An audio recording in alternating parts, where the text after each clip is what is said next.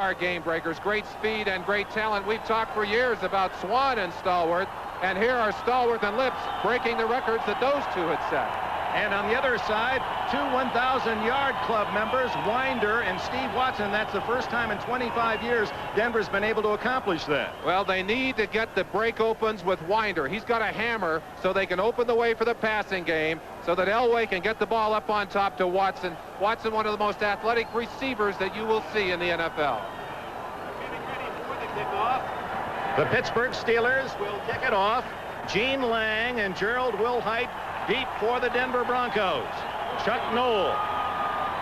He has been in 20 playoff games. His record 14-6. Reeves in his second chance. The Miami Dolphins wait the winner in the Orange Bowl. 75,000 partisan crowd. Gary Anderson will kick it off for the Pittsburgh Steelers.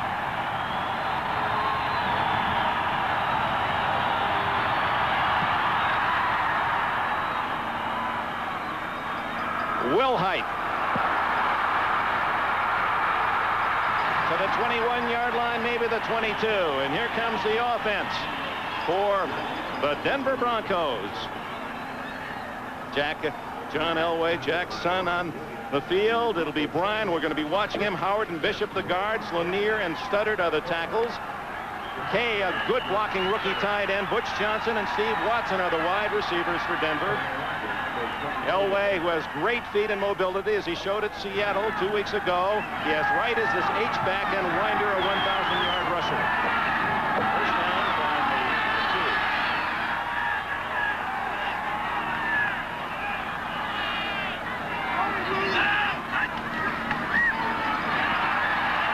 2. Elway to Winder. And Winder, who is also a good receiver, is to the 28-yard line. He caught 44 passes this year. Here is that Steeler defense. Always known for their rock-hard defensive play. The Pittsburghers line up this way with Dunn in the middle, Goodman and Nelson on the outside. The linebackers, Mike Merriweather on the way to the Pro Bowl. David Little, Robin Cole, he's in the Pro Bowl this year, and Hinkle. The back four, Woodruff and Washington at the corners. The veteran Donnie Shell, he usually is toughest in the big games, and Eric Williams at safety. Second down. And about 4. Elway fumbles the snap from center and drops on it at the 25-yard line. Well, there are some key matchups, Merlin Olsen, and where will you be focused early? We'll look right in the center. Bill Bryan, the best of the offensive linemen, against Dunn, the strongest of the defensive linemen. Now, people to watch on offense, Elway with his running, Winder and Watson. They're the key people offensively. Defensively, Merriweather, Shell, and Cole. We'll have the cameras on them a good part of the day. I just about got out of breath coming up there. The altitude got me, Dick. Oh, come on now. Third down. And a long 5 for Denver. Both wide receivers right with Johnson in the slot. Elway's first throw. He guns it complete to Watson. First down at the 38.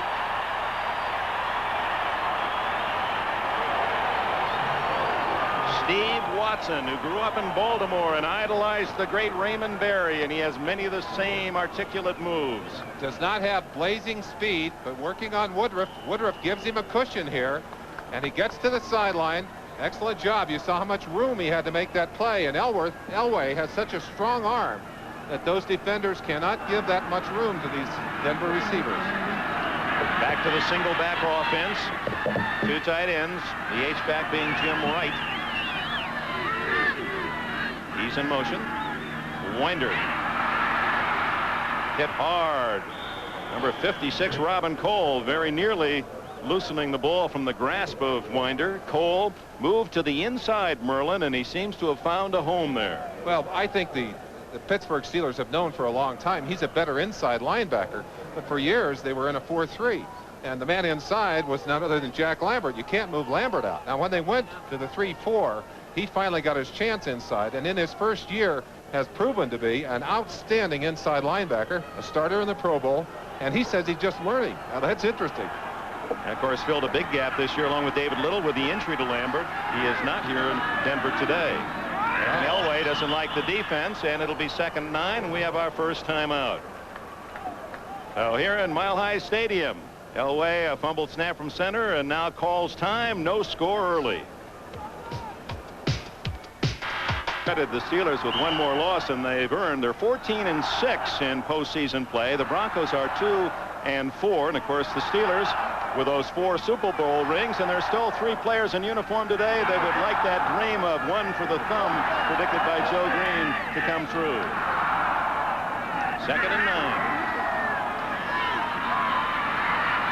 Elway, this is what he did to Seattle, but Pittsburgh comes up to stop him after only a 2-yard gain. Number 53, Brian Hinkle, a 3rd-year backer from Oregon. Excellent speed among the linebackers for the Steelers. Hinkle runs about a 5.6, Merriweather about a 5.5, and you saw him closing quickly on Elway, who's an excellent runner. Elway has averaged 4.5 yards per carry on the year. There you see the Steelers defense, AFC rank, and that's what they're going to be counting upon today. Stop the run. They would love to keep Denver in 3rd and long situations like they're in right now.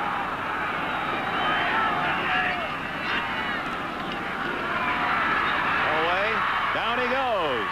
That'll have to be credited as a sack as Harvey Clayton, 33, on a corner blitz. Clayton coming off the left corner so quickly that no one picked him up. The Steelers like to overload in a zone. They'll put enough people over there that you simply cannot block them. Merriweather was coming. He was picked up. But Clayton, number 33, around the outside, and Elway could not get away from him. Chris Norman to punt, 40-plus average, but much better here at Mile High, and back to receive the dangerous Lewis Lips. He has 1 touchdown on a punt return this year. He stands at the Pittsburgh 20. The only man in the league to return touchdowns on punts, receiving, and running. Norman end over end. Lips 21, 25, and down at the 27 or 8-yard line. Good coverage by the Broncos, a 42-yard punt, a 6-yard return. The Steelers have the ball for the first time. 11 minutes remaining in the first quarter. Chanting defense, and the defense will be facing this Pittsburgh Steeler offense. The center, all-pro again, Mike Webster with Wolfley, a rookie, Wistowski, a rookie, Hilken, the offensive line, Stallworth, and Lips on the outside. Benny Cunningham, okay, he's starting. Now maybe Nelson. Nelson, another rookie, starting a tight end with Pollard and Abercrombie behind quarterback Mark Malone. Malone starter 9 of the last 10 games. He's 6-3 as a starter. And on the ground, a gain of about 8 yards. As Dennison finally brings down. It's Pollard running the ball up inside, Dick. Pollard driving straight up the middle behind the block of Abercrombie. Carter, the nose guard, Jones and Chavis on the outside. Active linebackers, the inspirational leader, Jackson, Busick, the leading tackler, Dennison and Ryan. Harden and Wright are at the corners, and Foley and Smith at safety. Not one of the Denver players made the Pro Bowl, and yet they're 2nd best in the league in stopping the other team from scoring. Abercrombie, no gain. Well, you said on the other side we're going to look at the nose guard and the blocking center. How about this time? Anytime you talk about running game, you start right in the center. An all-pro center, Webster, against a muscular nose tackle, Reuben Carter. Some of the people to look at offensively for Pittsburgh, Abercrombie we've talked about, the 2 game breakers, Stallworth and Lips, and on the defensive side, Jackson, Foley, and Rulon Jones, the best pass rusher. 3rd down, 2.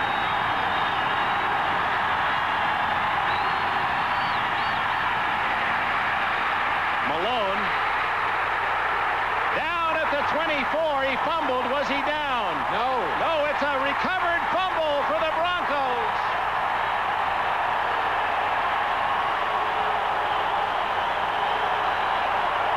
Andre Townsend recovered the ball. Rulon Jones forced the fumble. And Chuck Noll cannot believe what has happened.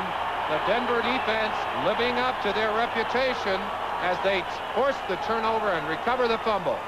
Malone taking too much time, and he's not terribly mobile back there. Rulon Jones runs him down and knocks that ball away.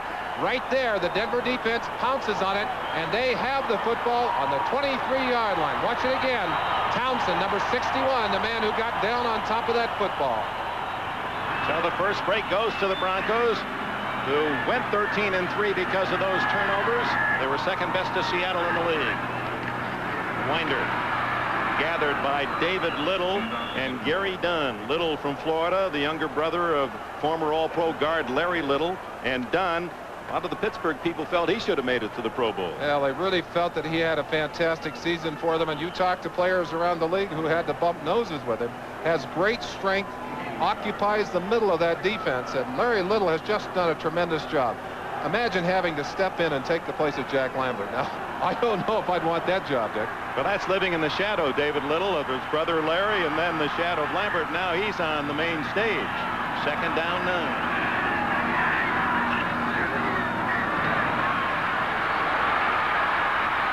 Incomplete, and it almost intercepted by Woodruff. That ball thrown so hard that the tight end Kay couldn't handle it, and neither could Woodruff. Even on the ricochet, it still had too much velocity and handcuffed the Pittsburgh defender. I've got to believe that John Elway is still suffering from butterflies out there. Said it in that game in Seattle, took him a full half to get over it. Here he said he thought it might be less than that, but I think the energy and the adrenaline just caused him to gun that ball too hard. He's also throwing into receivers and defenders who are looking back into the sun. That's got to be terribly difficult down there right now.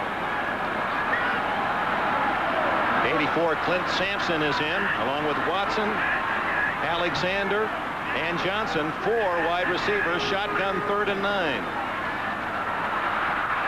Incomplete, intended for Sampson. And the field goal unit will come on the field for Denver. Rich Carlos. We're seeing the 2 most accurate field goal kickers in all of the NFL of those who have kicked 50 successfully or more. Carlos is second only to his opponent today, Gary Anderson of the Steelers. And while he had his difficulties late in the year, hit a couple of uprights that may have cost Denver wins, he certainly came back in San Diego and Seattle, and his season was an excellent one, 21 of 28 total. This one will be 39 yards.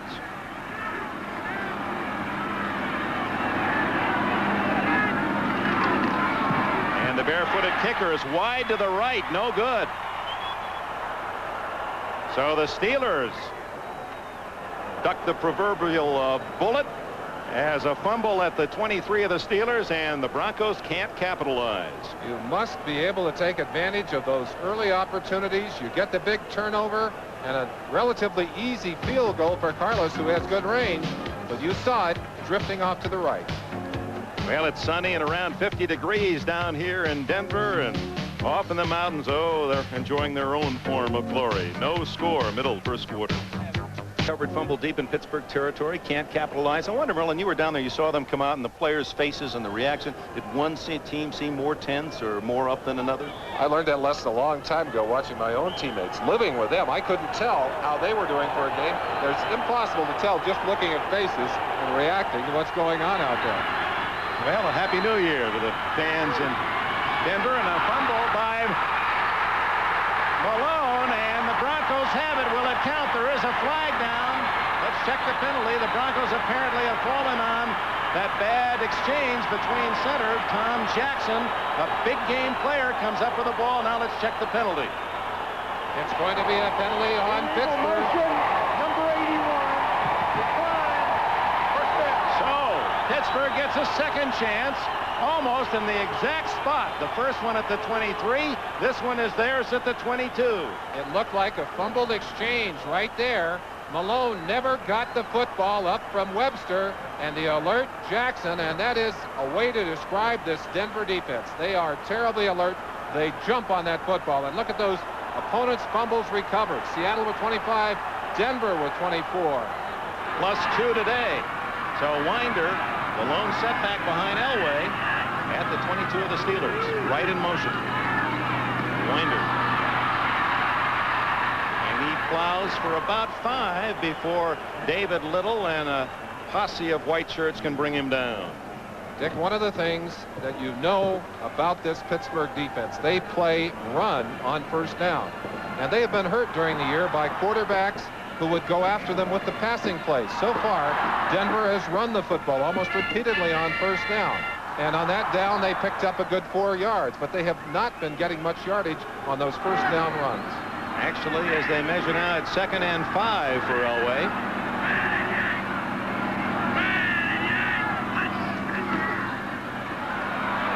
Dumps it off to Winder, and a good play by Woodruff on the corner. He took the outside away, and despite the fact by Winder could not make more than 2 yards on the completed pass. You saw Woodruff giving a lot of room on the outside a few moments ago to Steve Watson, but did not give that kind of room. Made an excellent reaction to the ball, closed it off. It's going to be 3rd and about 3.5 yards to go. Watson and Alexander to the right. Split left is Butch Johnson. Gerald Wilhite in the game. He's the wing left. Lots of time, and wide open is Winder. 1st and goal at the 8-yard line.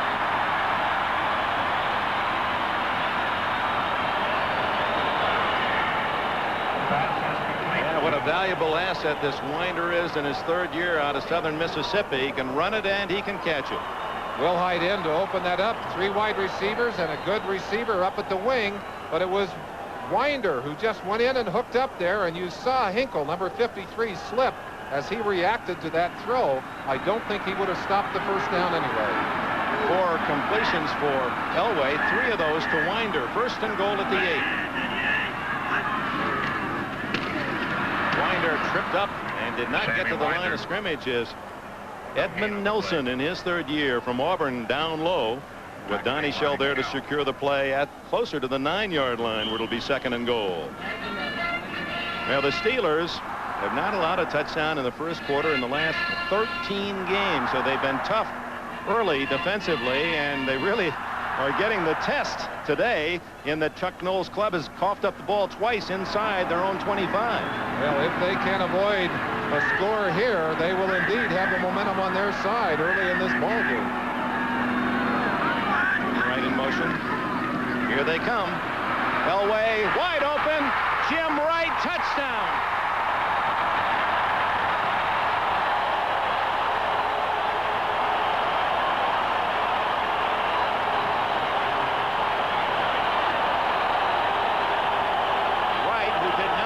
A touchdown pass all year until the last game in Seattle. He got a big one there, and he opens the scoring today.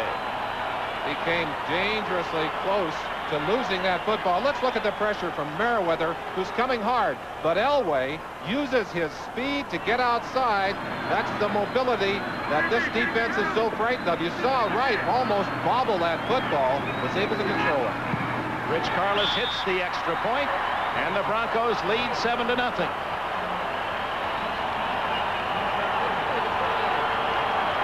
So a bad exchange between the center Webster and the quarterback Malone. Jackson recovered the fumble, and on 2nd and goal from the 9, Elway to Wright, and a 7-0 lead. And coming up, the Bob Hope Classic as the 1985 Golf Tour begins here on NBC.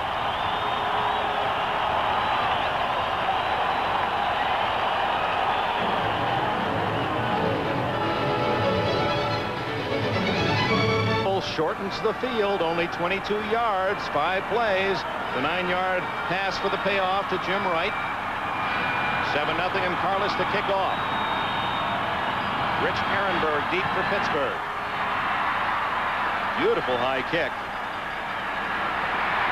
Ooh, he's got a big hole up the middle. But it closed, and down he goes at the 27-yard line. Dick, one of the things that I think might be happening out there, the Steelers have tried to alter their snap count. Ehrenberg's still on the field, as you see the cameras pick him up, shaken up, obviously. But one of the things that the Steelers have tried to do, Denver jumps around a great deal on defense. They've tried to alter their snap count, either going on a quick count or on a long count, so they can force Denver to end up in a defense they don't want to be in if they go quick, or get a chance to react to that defense if they go slow. The end result is that they have bothered themselves. Ehrenberg helped off, hit in the face. New Year's Day, big football day here on NBC, and we have late for you the Orange Bowl. Ehrenberg, something to do with the face. Even the helmet couldn't protect the hazardous duty of being a kick returner. Darren Como made the tackle. It was up high. Looks like he's trying to stop a nosebleed. Watch the shot coming from the right-hand side of your picture. Right there. Como just buries an arm into Ehrenberg's head, and Ehrenberg went down like he was shot. 27-yard line, 1st down for the Steelers. They've been playing around the 20 to the 30 and have fumbled twice, once at the 23, once at the 22, and now trail 7-0.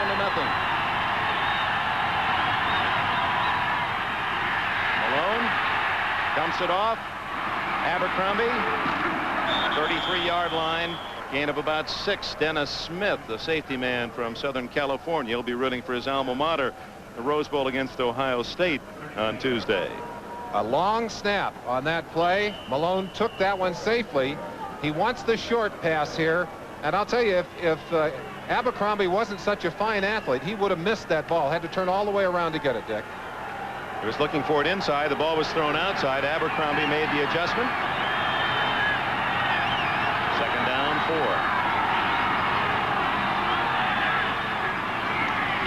Abercrombie driving to the 48-yard line, and that's why the Steelers are so excited about this young man from Baylor University. When he was within a tackle of going all the way. Tremendous blocking on the offensive line. The Steelers will trap you to death up front. They came with a tackle trap on that play, coming in from the outside. Watch the trapper coming from the left side of your picture. Right there. Number 63, Wolfley, right there, knocking a man down, making room for Abercrombie, who exploded into that hole. The man he targeted, it's Rostowski, excuse me, Rostowski, 53. First down at the 48. 7-0 Denver. 5 minutes left in the first quarter. Into the flat to Pollard. 50. And he is to the 45 of Denver. The first trip into Bronco territory for the Steelers. A 7-yard pass to Frank Pollard. Smith again made the tackle, and Pollard, also from Baylor. It's an all Baylor backfield behind Malone. He led the team in rushing with 851 yards. Has learned to be a pretty good receiver. He certainly has. And he talked to me in the locker room just before the game. He said, "I'm really sorry I couldn't get 1,000 yards." He said, "That was my goal. I'm sorry I didn't get it." He'll add to his totals on this game today, Dick. Second and a short 3. Abercrombie loses a couple. Dennis Smith joining Rick Dennison. Dennison from Colorado State, a free agent, number 55. He has been perhaps the biggest surprise in the development of this young Denver team. Here are the leading tacklers, Busick and Dennison. You see them, number 1 and number 3. They were the 2 biggest surprises for Dan Reeves, he said. They came on so strong at those 2 inside linebacking positions. And look, Steve Foley, a safety, the number 2 tackler for this Denver team. Actually, 2 safeties, each one. Well, it's a broken nose on Ehrenberg. You see him trying to stop the bleeding. Now that hurts. He's the 3rd down back for the Pittsburgh Steelers. But I'll bet we'll see him again before this game is through. 3rd and 5 from Malone. Over the middle, complete to Pollard. And Frank Pollard has a first down at the 30 of Denver. And Malone just getting rid of that one. Pressured again by Rulon Jones. Rulon coming in over the top of Pete Rostowski. And there you saw Pollard going out of your screen on the bottom. You'll see him coming back in, getting away from Jackson on that play. Jackson couldn't keep up with him as he broke across the middle. Nice play. Isolate on the linebacker. Get the pass to him. Malone doing a good job on this drive of picking at the Denver defense. Using his backs, he's 3 for 3 passing.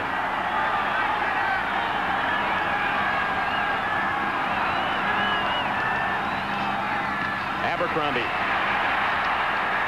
to the 26-yard line. A reminder, we will be selecting the Bud Light Most Valuable Player in today's game, and a $1,000 contribution to charity in that man's honor. We'll announce that later in the 4th quarter. Louis Wright coming up from his from his corner position, forcing well on that last play. Did make the tackle, but it was a fair gain. Be about 2nd and 6, isn't it, Dick? At the 26-yard line, 7-0. Denver leads on a 9-yard pass play. Elway to right after a fumble recovery at the Pittsburgh 22. Steelers trying to get even. Stallworth left, Lips to the right. Wide receivers haven't caught a pass yet. Here's a little fake reverse. It is a reverse to Lips. But the Broncos weren't fooled a bit.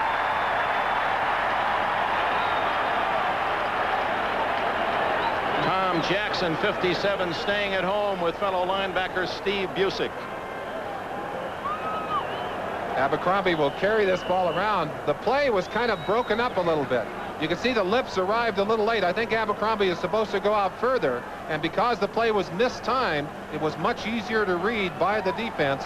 Two of the linebackers read it quickly and closed it down for a little bit of a loss. Looked like Dennis Smith was coming up on a force, and Abercrombie wasn't sure he'd be able to even get the ball to lips.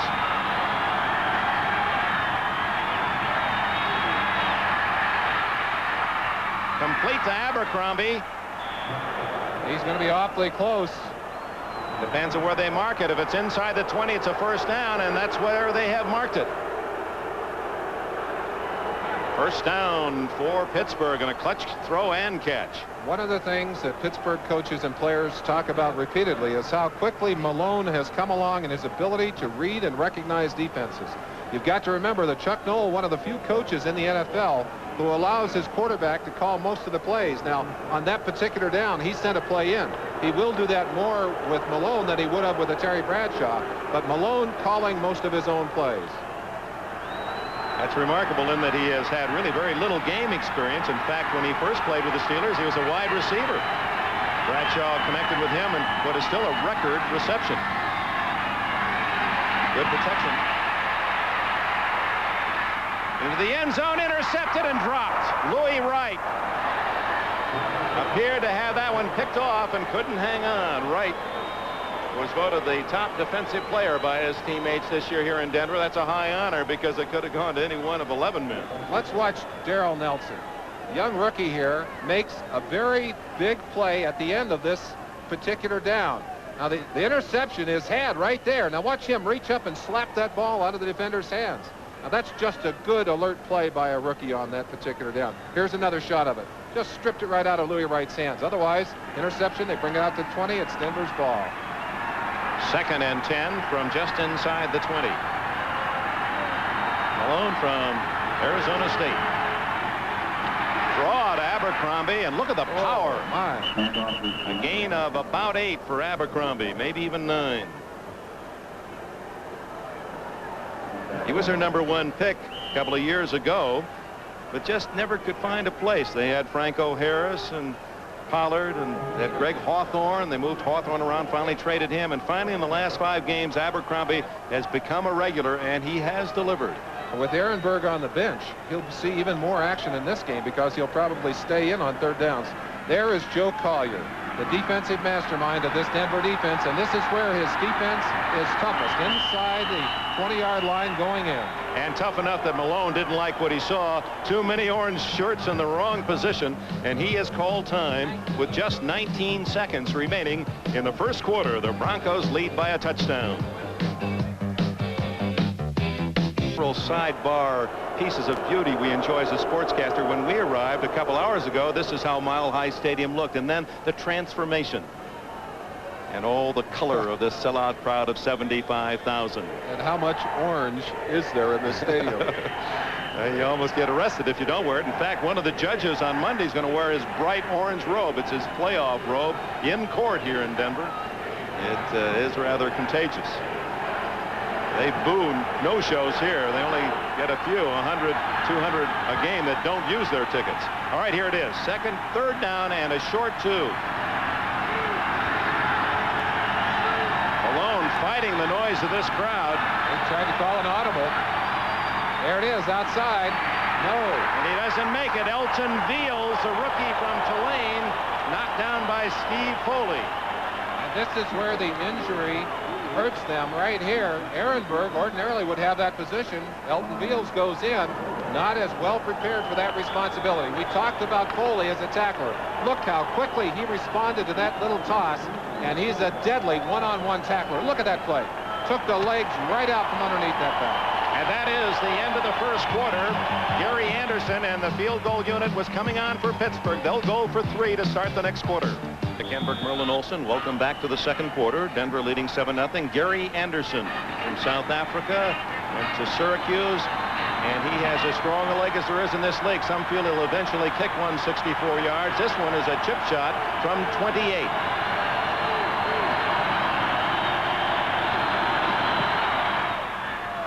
Ooh, he just slid it inside that right upright. Anderson gives the Steelers their first points of the game. Important to convert, to put those points on the board. Anderson almost fell prey to the same devil that put Carlos's foot. First kick outside. Let's watch the holder, Craig Colquitt. Look at him spin that ball to try and put the laces back toward the goalpost so that there won't be a problem with having those laces going the wrong direction. Look how dangerously close that ball was to sliding to the right, just as Carlos's kick had done earlier. Good thing it was from as close as 28. Today's game is brought to you by the new Chrysler Corporation. We don't want to be the biggest. We just want to be the best. By Duracell, the copper top battery. When it comes to making them last longer, we never stop. And by Stroh's and Stroh Light, fire brewed for smoother taste. Well, it's snowy up there, but sunny, as most often it is down here in Denver. Actually, they don't get a lot of snow here in the city. The Tourist Bureau wanted us to remind folks of that. Anderson's kick is a deep one, and Lang will not run it out. He downs it, and it'll be the Broncos at their own 20-yard line. Quarterback John Elway. Boy, his heritage is something. As you know, his dad Jack is the head coach at Stanford, but his grandfather played football against the immortal Jim Thorpe of the Carlisle Indians. So Elway's relationship with this game goes a long way back. He's 5 for 7 to start. Interesting, Dick, when you talk to him one-on-one, you don't get that commanding leadership kind of response from him, and yet you talk to his teammates. There's no question when he is out on the field, he is in command, and he is the dominant personality for this Bronco offense. Leading 7-3, start of the second quarter.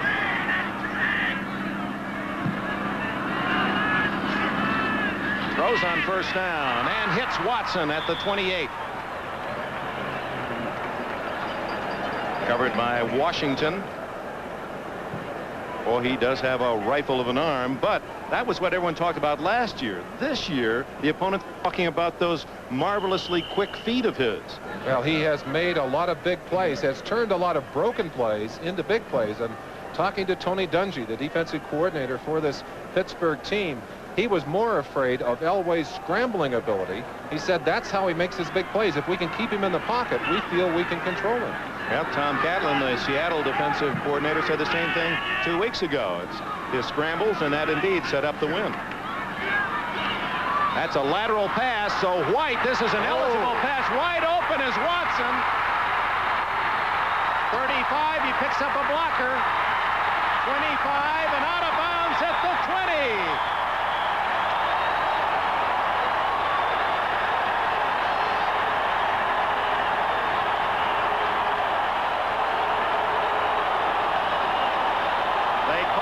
Gadget plays, and that one worked for 52 yards. The old double pass. Throwing first to Wilhite, and it had to be a lateral to make the second pass legal. Here's Wilhite swinging to the outside. Look how far behind Elway is. Now Wilhite throws this ball, underthrows it, or it would have been a touchdown. Look how open Watson is, and Watson electing to come back and try and pick up blockers. Got the first down way down inside the 20. Third time they've used that pass this year. Winder outside. Good running by Winder. Appeared to be trapped for a loss, and he wound up making 3. Let's look at that play again. Wilhite, had he thrown a clean spiral, would have had a touchdown. We're looking at it from the other side of the field now. Quick toss out to Wilhite. And again, look, that ball just kind of fluttering up there. That's when you throw that in practice, all the players quack like ducks. You notice Watson again breaking over, trying to pick up blockers, and did get some extra yardage before Dwayne Woodruff, number 49, finally drove him out. Well, you work on those plays, and they're fun during practice, and when they come through for you in a game, that has to be an emotional as well as a gain for the team. So gain on the field of play. No question about it. 2nd and 7. Watson, and that was a lateral pass, but that was no intent for him to throw another. He's down for a loss of 3. It'll be 3rd and 10. He's trying to take advantage, trying to get 2 blockers out in front of him. Bishop, keep Bishop from his guard position coming out, along with Butch Johnson trying to block, but no room for Watson. And the stiffening of this Pittsburgh Steelers defense means that Elway is looking at 3rd and long again. And like hockey Substitutions on the fly. Steelers bring in 4 new men as they change the defensive alignment on 3rd and 10. They've got 4 defensive linemen. They will go with 6 defensive backs against 4 wide receivers. That's what they've got on the field right now. In trouble, but Elway able to get away. 20. He's got a first down at the 8-yard line.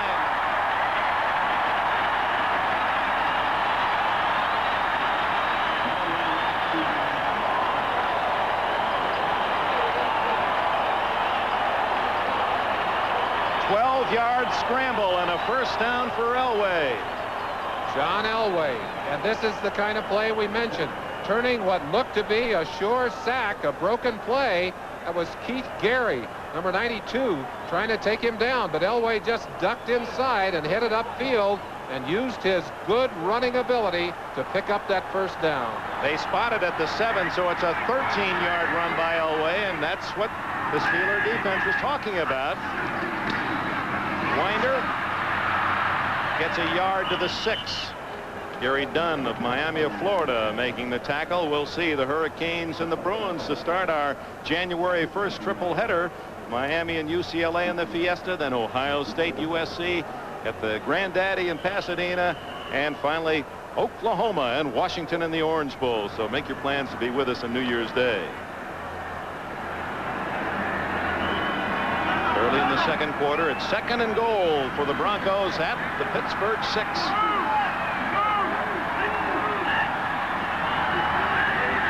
24, Rick Parris is in the game.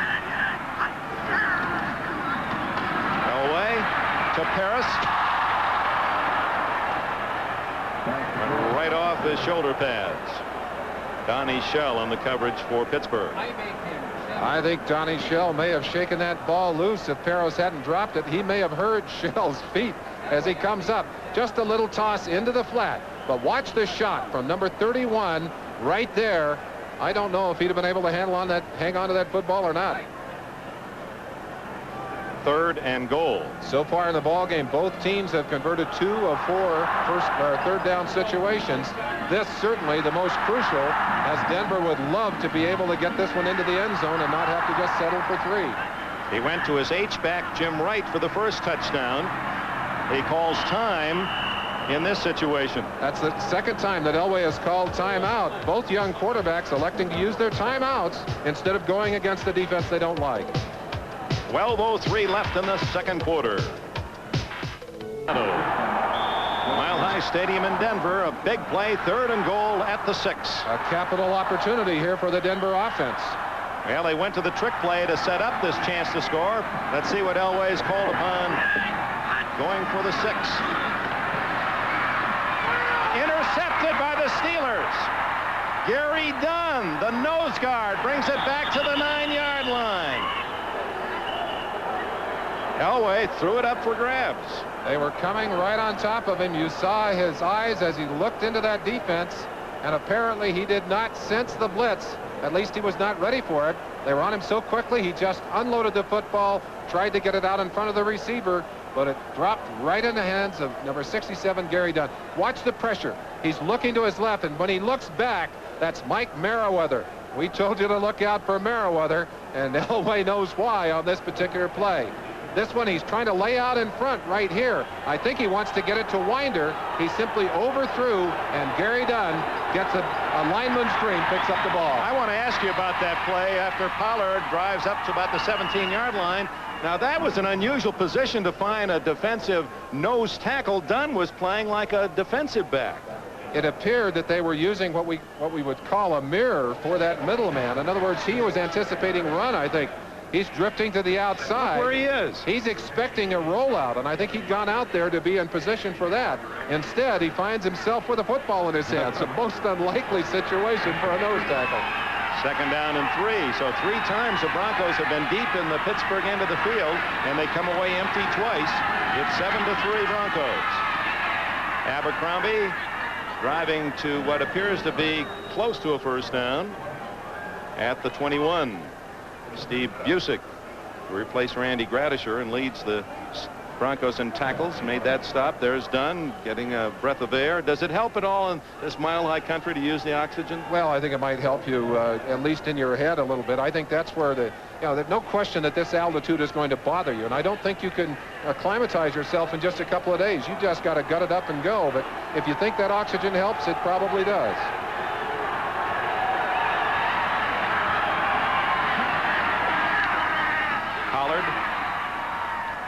For almost 5 more. The Steelers are a long distance away from a possible lead as our goal line, actually our goal post camera.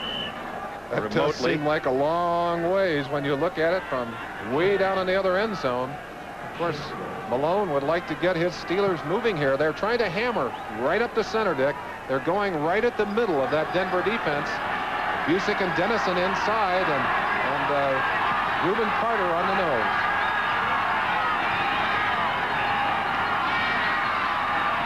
First pass to Lips, and despite the fact that he fell down, that great talent to bounce back to the feet and pick up the first down. So Lips has his first catch and 9 yards.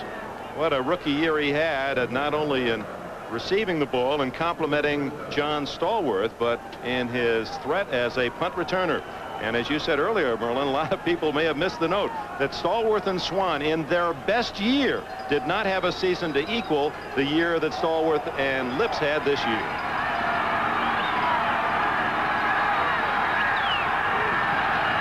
First down, wide open is Stallworth. Oh, he slipped away from Harden, and fortunately for Harden, there wasn't enough sideline for Stallworth to keep on going. But that will be another first down and 12 yards. The first catch for Stallworth, who has caught a touchdown pass in 8 straight playoff games. Talk about a money hitter. John Stallworth will usually be found on the left side, Lips on the right, at least on first and second down. In long yardage situations, anything goes for this team. But you saw Stallworth working on Harden. That's not a good matchup. Stallworth, a veteran, can really turn those defensive backs around. Weegee Thompson, 87, is in for Pittsburgh in motion.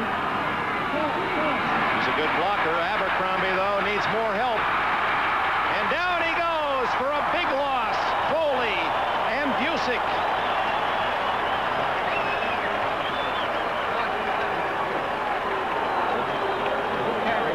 Talking to Merle Moore before the game, the linebacker coach, he said, we're going to try and get penetration. We're going to do some blitzing early. Look at Foley up quickly. That's what he did. He broke the rhythm of the play, and that swarming defense. Look at all those orange shirts. Nowhere for Abercrombie to go. The defense for the Broncos in taking the ball away. Recovering fumbles, 17 men shared. 13 different men had an interception, and 16 others were involved in sacks. What does that tell you? That is team defense. Dan Reeves, pupil of Tom Landry, one of those that Landry helped along. Mike Ditka is into the NFC Championship game. Look at the time for Malone to find Lips. And even Louis Wright can't cover a man that long. And it's a first down at the 38-yard line of Denver. You put your finger right on it. You can't give a quarterback that much of an opportunity. His receivers have time to work. Malone looking left, left, left, and finally goes back to the right side to Lips. Lips had made a little outside move. Let's see what he did to get away from Louis Wright. Now, his primary move is there. He'll look back here. Yeah, look back. There he is. Sees that his quarterback is in trouble, and he's just trying to get open there. Got Louis turned around a little bit downfield. 25 yards for Lips on the catch. And here come the Steelers. They trail 7-3. 8:45 left in the first half.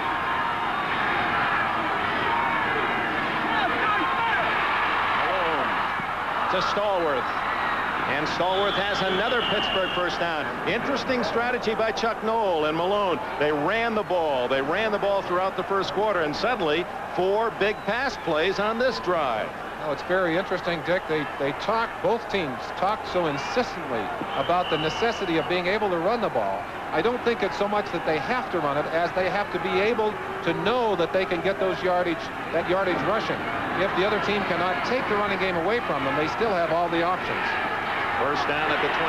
You saw Noll's great record of getting in the playoffs some feel this may be his best coaching job ever. He had great teams that expected to get there.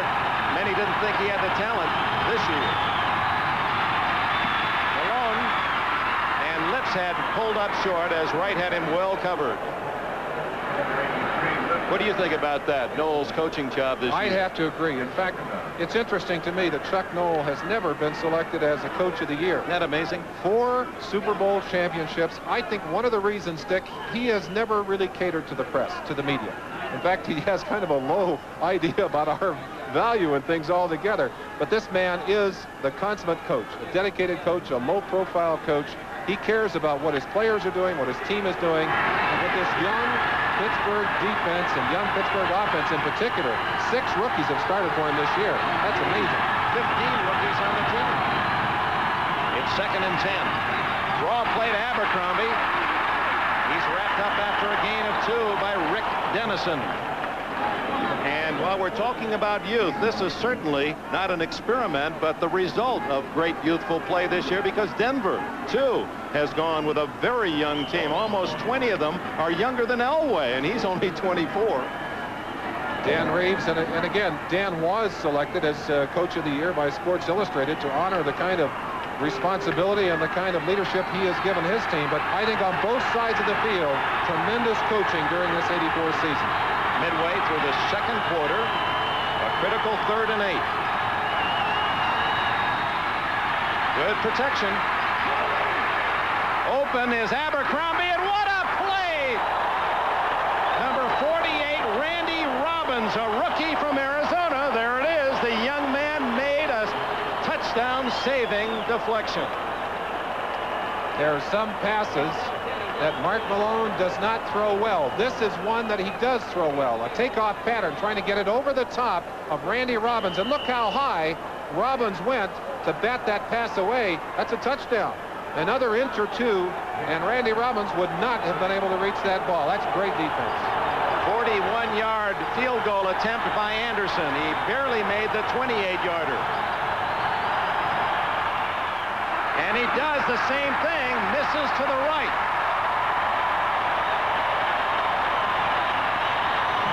So the 2 most accurate kickers active in the NFL, Anderson and Carlos, have each missed today. And strangely, the misses all to the right side of the goalpost. That ball just stayed out there, never did hook back to the inside. Good snap, good hold. He knew the minute he put his foot on that ball. Colquitt spots the ball. The swing of the leg, and Anderson's face will tell you the rest. The building of these 2 teams, 15 rookies or first-year players for the Steelers and 14 for Denver. And one of those, Robbins, making a touchdown-saving play in that last series, and Anderson missing the 41-yard field goal try. And it remains 7-3 Denver with 7 minutes left in this first half. Stay tuned. NFL 84. Ahmad Rashad here in Denver. Bob Costas to review the first game activity as the Bears surprised Washington. And no surprise there, and almost an intercept by Eric Williams. Has good deep coverage on Butch Johnson. Mike Merriweather, he had 15 sacks this year. Coming in right there on Paul Howard. He's got a face full of Howard's hand and just blasts Elway in the ribs as he gets there, but he had a few fingers in his face mask on that one from Paul Howard. I liked his quote, "What do you dislike most about football?" And Merriweather said, "The contact." Well, you know, they've tried to compare him to L.T. Taylor in New York, and he said, "Look, I'm not that kind of linebacker." He said, "L.T. runs over people. I run around them." Yeah, I think he's a little tougher than he's giving himself credit. 2nd down and 10, Denver. Whoops, may have been offside. Flag is down. Elway with a free play. Watson has about 11-yard play out of it. Out of bounds at the 34. The official straddling that first down marker. And, of course, if it is against the Steelers, it will be a first down.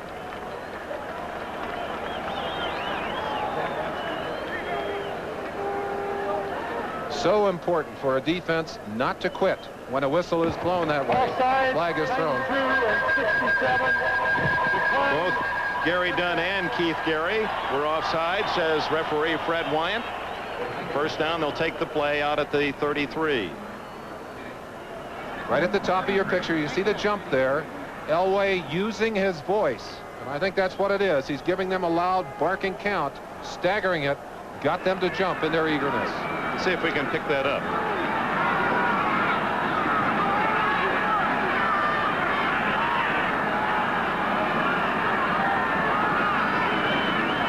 Too much noise. Oh, that's a noise he doesn't like to hear, as he is smothered by Dunn and Little and company. That hit by David Little, reminiscent of a stick he put on Marcus Allen in the Raider game on a critical 4th down situation. You see him there listed as the 4th leading tackler.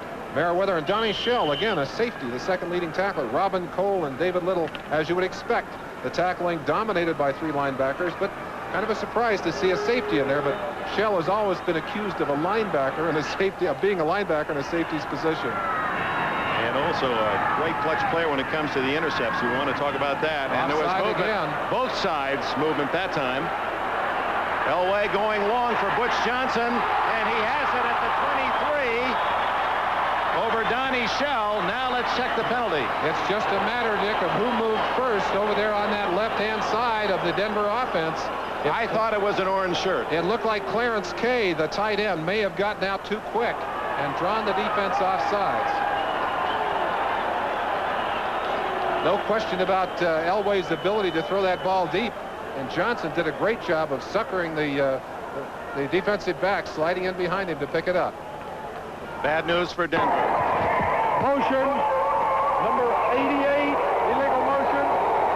There's Clarence Kay right at the top of your picture, and you saw him off ahead of the count, and that is a rookie mistake. And this is the kind of game, unfortunately, that kind of thing happens. So much intensity, so much emotion on the field, and with so many young players, we're going to see some of those critical mistakes today. They declined the penalty to bring up 3rd and 9. That's where the statistics are misleading too. That might have been just a 5-yard number in a penalty yardage total, but it was a 43-yard loss on the pass play. Well, that's 48 yards that you lose in one big gulp. Pittsburgh pretty happy about that one.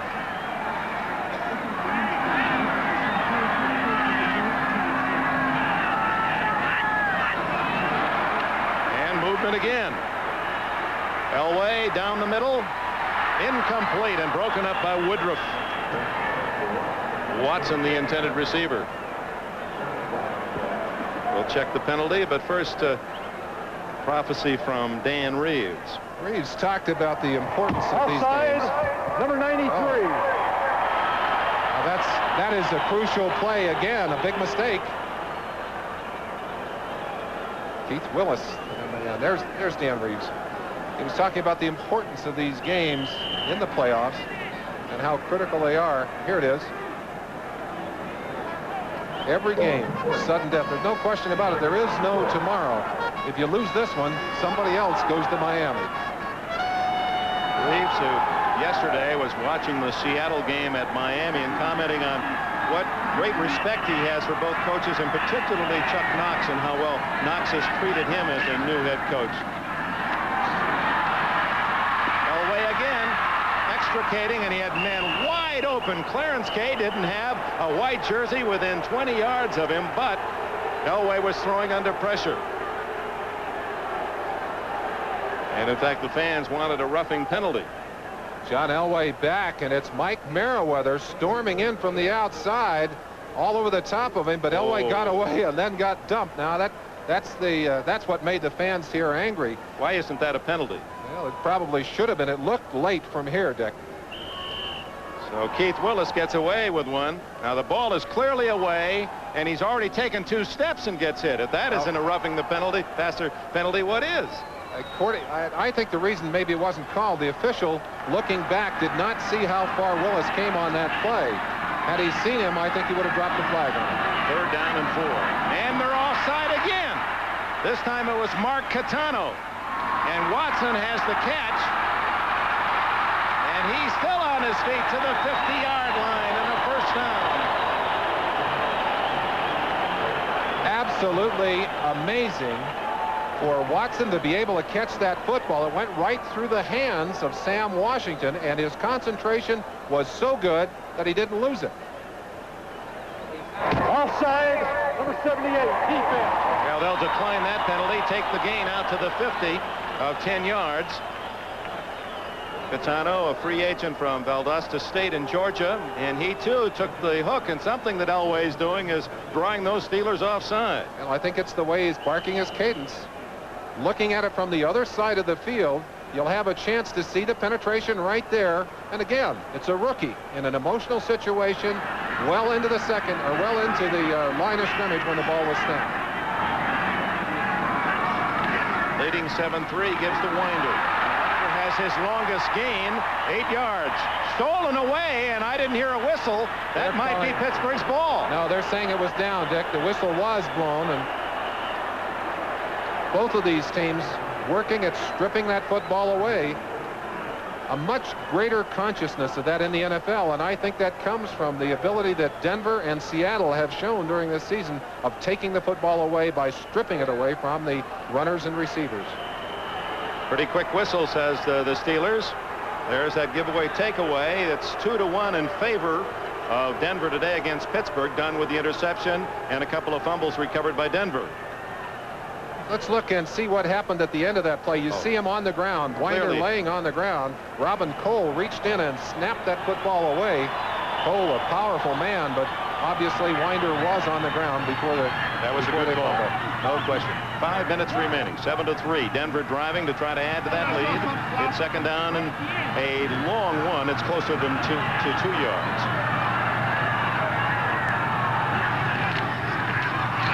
Winder gets inside the 40, and that should be enough for the first down. Gary Dunn spearheaded the defensive charge, and the Broncos have 4 more downs. Championship game will be the early of the 2 games next Sunday here on NBC. We invite you to join us at high noon in Miami as the winner here, Denver or Pittsburgh, will meet the Dolphins for the right then to go on to the Super Bowl. Dolphins back in stride. Marino throwing well, and the most important thing, their defense playing as they had played early in the year, shutting down a running game, which is something they were not doing late in the season. First down, Denver. 4:05 left in the first half. Elway to Butch Johnson, incomplete. Good call by the official, who took his time, measured to see if that was a forward pass or a lateral pass, and ruled that it was forward, incomplete. Now, if I were a coach, I'd have a hold of Butch's neck on that one. He can't guess whether that was a lateral or not. He's got to cover that ball. There it is again. Elway throwing so quickly that that ball not very far behind. It looks like it's almost dead even with the line of scrimmage. You saw the official. He gave it a good look and made his to the Denver Broncos, and the NFL is prohibited.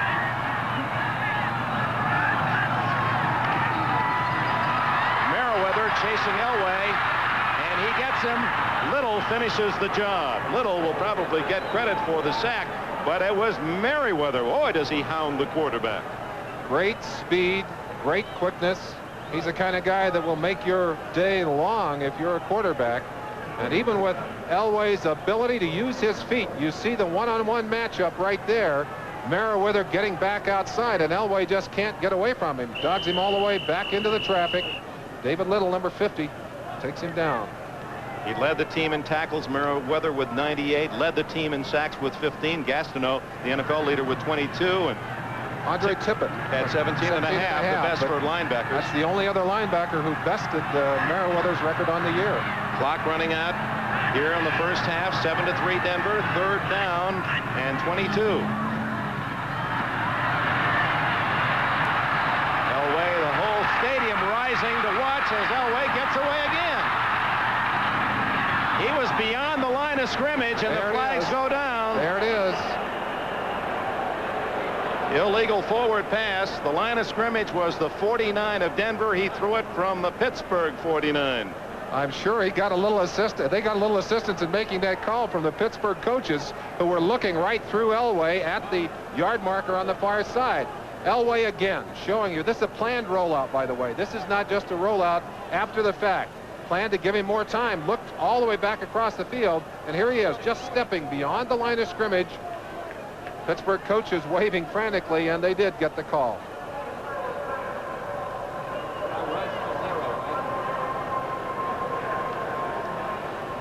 Referees having a little trouble with their microphone on the field today. Freddie Wyand unable to communicate as well with us as he would like to. That's 5 yards and loss of down. 4th down now and nearly 30. Lips drops back to the 15. Pressure defense. Pressure defense. 10 men up, Dick. Let's see if they're coming after Chris Norman. Look at him jump around like a fire drill down there. You think there isn't pressure on that punter when he's looking at all that movement? I think they're coming. Norman end over end. Lips will let it go, and it goes way out of bounds. We'll see how they mark it. It'll be around the 20. Not even that good. 22-yard line. Ken Woodard, number 52, the outstanding special teamer of the last 2 seasons. He'll be nailed on the outside by Harvey Clayton, number 33, who's trying to stay in his way, keep him from getting downfield. And there's his second blocker coming over to help. Scoop Gillespie, but got scooped on that one. 32-yard punt with 3:10 left in the half. It'll be Pittsburgh with a ball at the 22, trailing 7-3. So we're trapping here on Denver today. They probably have the shortest linemen, offensive linemen in all of the NFL, and they're also maybe quicker than some of the other linemen, and they use that trap technique and the screen. Old-fashioned football, and Pollard rumbling to the 37-yard line with 3 minutes left in this first half. Looking at it from the end zone, you'll have a chance to watch this screen develop. There goes a flag. Uh-oh, now we got a fight down on the field. Let's watch the action there. Nothing serious, but a flag is down. Emotional. I mean, these players, you could sense it as they came out. You couldn't tell which team was most emotional, but there's no question a great deal of intensity. Personal fouls against Pittsburgh. Now, that's not one of those double calls and nullifying penalties, so Pittsburgh nailed, and that'll deny a sizable gain for Chuck Noll's Steelers. Chuck Noll will not be happy about that, as it will mark his team back. At the end of that play is where the foul occurred. You see Pollard running downfield. Let's watch and see. Yeah, let's keep looking here. Maybe we can figure out what happened. Foul, number 30, push down. It's Pollard. The man who was tackled and being roughed up, he apparently kicked or something down under that pile. Well, very often, when you're down and you're vulnerable, a defender will crash into you or be pushed into you, and you think he's done it intentionally. Often it's totally unintentional. I had that happen to me a couple of times trying to get away from people that ended up stepping on them or kicking them. Pittsburgh moving the ball much better on first down in this game, but they trail where it counts 7-3. Ball marked back to the 22-yard line where it's 1st and 10. Exactly where they started this series, so in essence that last penalty just nullified the game by Pollard on the screen. He picks up yardage to the 29. It'll be 2nd and 3, and the clock running 2:44 left. A chance to watch one of those traps that we talked about. Let's look at Long right here, who will be coming across in your picture to do the trapping on the other side. Take a peek at it now. He'll be coming from the right side of your picture, driving across number 74, and actually in that situation Jackson had come so deep that he didn't even have to make the play. Jackson taking himself out of the play, and they were able to go right straight on through. Now wants to work. You threw it and it didn't work. As soon as you turned away, your favorite animal, that old telestrator, just popped up on you. Well, we got the idea anyway. Electronic wizardry. It's like all that computer work trying to get in and out of hotels. Sometimes you can't make it. NFL 84. All the gang, and nice to have Ahmad Rashad with us here in Denver. That his thoughts about the first half of play and also the key plays in case you missed them. The Chicago Bears and moved on to the championship game in the NFC against the San Francisco 49ers. Walter Payton, brilliant defense. He said, well, the president didn't call me, not even the one that lives just a few miles down the street in Plains, Georgia. Native Georgian, Dan Reeves. Complete. And Big Ben Cunningham, they've missed him. He's healthy again. And he's to the 48-yard line. Cunningham, who caught only 4 all year. In fact, one of the amazing statistics in this era of the tight end in pro football is that the total catches by all the tight ends on the Pittsburgh squad for the year is 11. That's just one day for the Winslows of the world. 2-minute warning with Denver leading here at Mile High 7-3. Pollard, look at the running room. And Pollard blasts to the 38-yard line. The Steelers have 2 timeouts left. They used one earlier in this half. Clock running 1:47. Pollard showing you how he amassed in excess of 800 yards. They go right back to the line of scrimmage. Malone trying to get the call on the audible. Dumps it off to Pollard. Makes a incomplete. Never had control. The man who fell on the ball, number 74, Terry Long, is quite a story. There perhaps is no other player in the NFL quite like him. He is 5'10", if that's all, 272 pounds. When he left high school, he weighed 160. He went into the special services in the armed forces. He had 60 parachute jumps and went to the weight room, went from 160 to 272, and has made this team as a rookie from East Carolina. And he has played a great deal during this season. Most of those offensive linemen, 6'4", 6'5", he's in there at 5'10". 2nd and 10. Pollard again. Got a block. 25, 20. And finally, Dennis Smith gets him out of bounds at the 15-yard line. And there was some good blocking on that right side of the Pittsburgh line where Long is working with Tunchilkin. The Broncos had a blitz coming. They're coming. You see Jackson coming up inside. And when you blitz against a draw play, often you just kill a play. But if you miss it, you have a back running, and the next people to see him are the secondary. Dennis Smith, the next guy with a chance to get Pollard out of bounds. Pollard getting a big first down, and the Steelers driving down to the 16-yard line. 1:24 left on the clock. Plenty of time for Chuck Noll's Pittsburgh team. Crowd trying to make it difficult.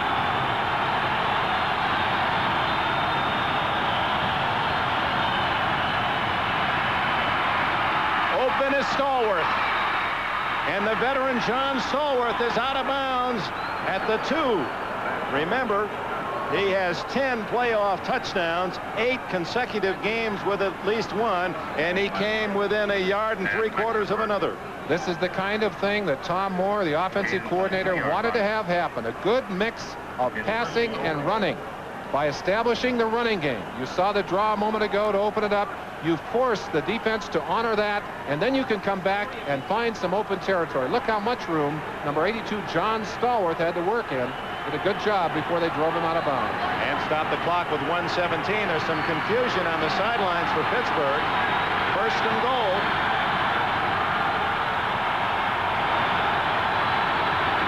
Pollard is in the end zone, and the Steelers lead for the first time. A very late touchdown call. The officials looking back and forth, and finally one of them threw his arms in the air. It looked like second effort from Frank Pollard as he was stopped momentarily just short of the goal line, and then twisted his body, and using great strength. He has huge thighs, good strength, forcing himself into the end zone. We'll look at it after the extra point.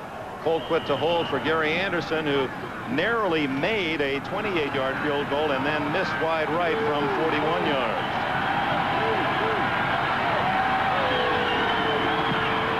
He's down the middle of the uprights this time.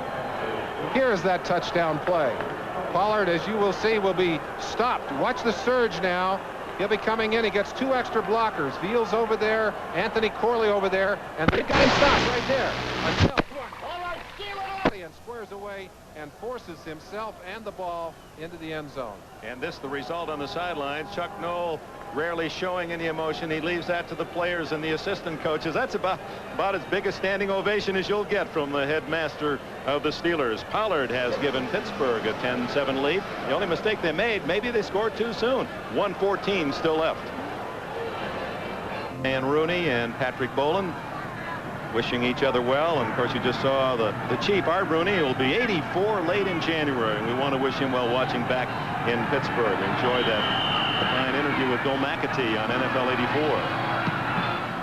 Look at that kick by Anderson. And Wilhite says, no way, I'll take it at the 20. I made a comment earlier that Anderson in practice tries field goals from 64 and makes them rather consistently. If he ever gets a chance and they need a long one in this atmosphere, mile high, we might see him break Tom Dempsey's long-standing NFL record. There's no question he has the leg to do it. He has the confidence to do it. A day like today, the air is not as warm. If it were warmer, say about 85 degrees, that would help him. The ball tends to get a little bit tighter in this kind of situation. Does not reflex as well, doesn't travel as far, but you can kick a good long one up here today anyway. Now remember, the Broncos have only one timeout. Elway had to spend 2 earlier. 1:14 left in the half. They trail for the first time. Winder caught from behind. Brian Hinkle. We talk about the speed of Merriweather, but Hinkle can run as well. He has 4.6 speed. Looking at it from the opposite side of the field, you'll have an opportunity to see this offside pursuit. This is just great pursuit from the backside of the field. 53, he'll chase Winder all the way across the field, and Winder simply did not feel him there. He was looking at the blocking up front, and Hinkle able to use his 4.6 speed to run the running back down. Fans are booing because Denver has made no attempt to stop the clock. It's down to 33 seconds.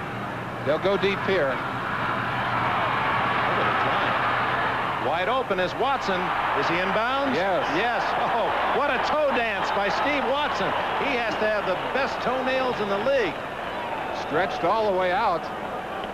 A chance to see his ballerina-like catch here. Look at those toes. Absolutely flexed to the maximum. Like a fallen sequoia. Beautifully done. And they're out just inside the 35-yard line. 26 seconds left in the half, and Elway can get this ball down the field a little bit further. They may be in position to let Carlos have a try at the long one. That's 6 catches for Watson. As you look at Carlos, number 1. Watson with 6 catches, 109 yards. Leading receiver in this first half. They picked up the blitz.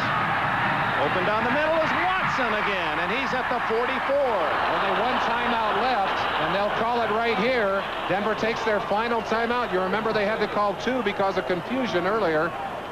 Elway's saying why. Well, if you look at the clock, there are only 18 seconds left in this game. Now, they may not have time to get things stopped and get their field goal team on the field. A little bit of difficulty here, but look at the concentration by Watson. Knows he's going to be sandwiched. Eric Williams and 49, Dwayne Woodruff. The sandwich right there, but he hangs on to the football. You know, the fates of the game are really interesting. We asked Watson yesterday, out of Temple, no one drafted him 6 years ago, and here he is. He had 69 catches this year. He's well over 200. He's been a brilliant player. I said, did you know you could be this good? He said, yes, but everyone thought I couldn't run that well, and I was kind of a skinny guy. I said, well, why'd you pick Denver? I thought there'd be some magic story that maybe they did a better sales job. He said, I went to Denver because I looked at the rosters and I saw Haven Moses, the great receiver here in Denver, was going to retire. I said, I'll take his spot. Well, that's confidence. Had a chance with, didn't he play with the Firebirds back in one of the old teams, Pottstown Firebirds? I think that's where he had his Continental League or one of the Continental League.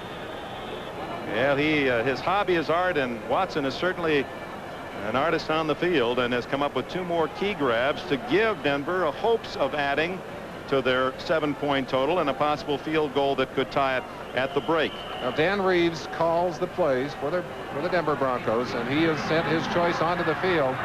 Let's see what they do to try and pick up some yardage and get the clock stopped. They have to work the sidelines or go for it all. They can't afford to be tackled in bounds. No timeouts left. A fake to Winder, a throw to Wilhite. He gets out of bounds.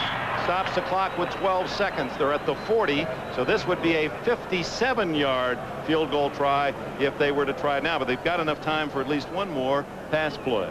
Trying to get some confusion there, moving their people around. 3 wide receivers, a couple of backs up close to the line. That puts 5 receivers quickly into the secondary, but the Pittsburgh defense able to cope adequately on that play, and only a short game. If you're wondering, Carlos's longest field goal in college and the NFL is 50 yards. 50.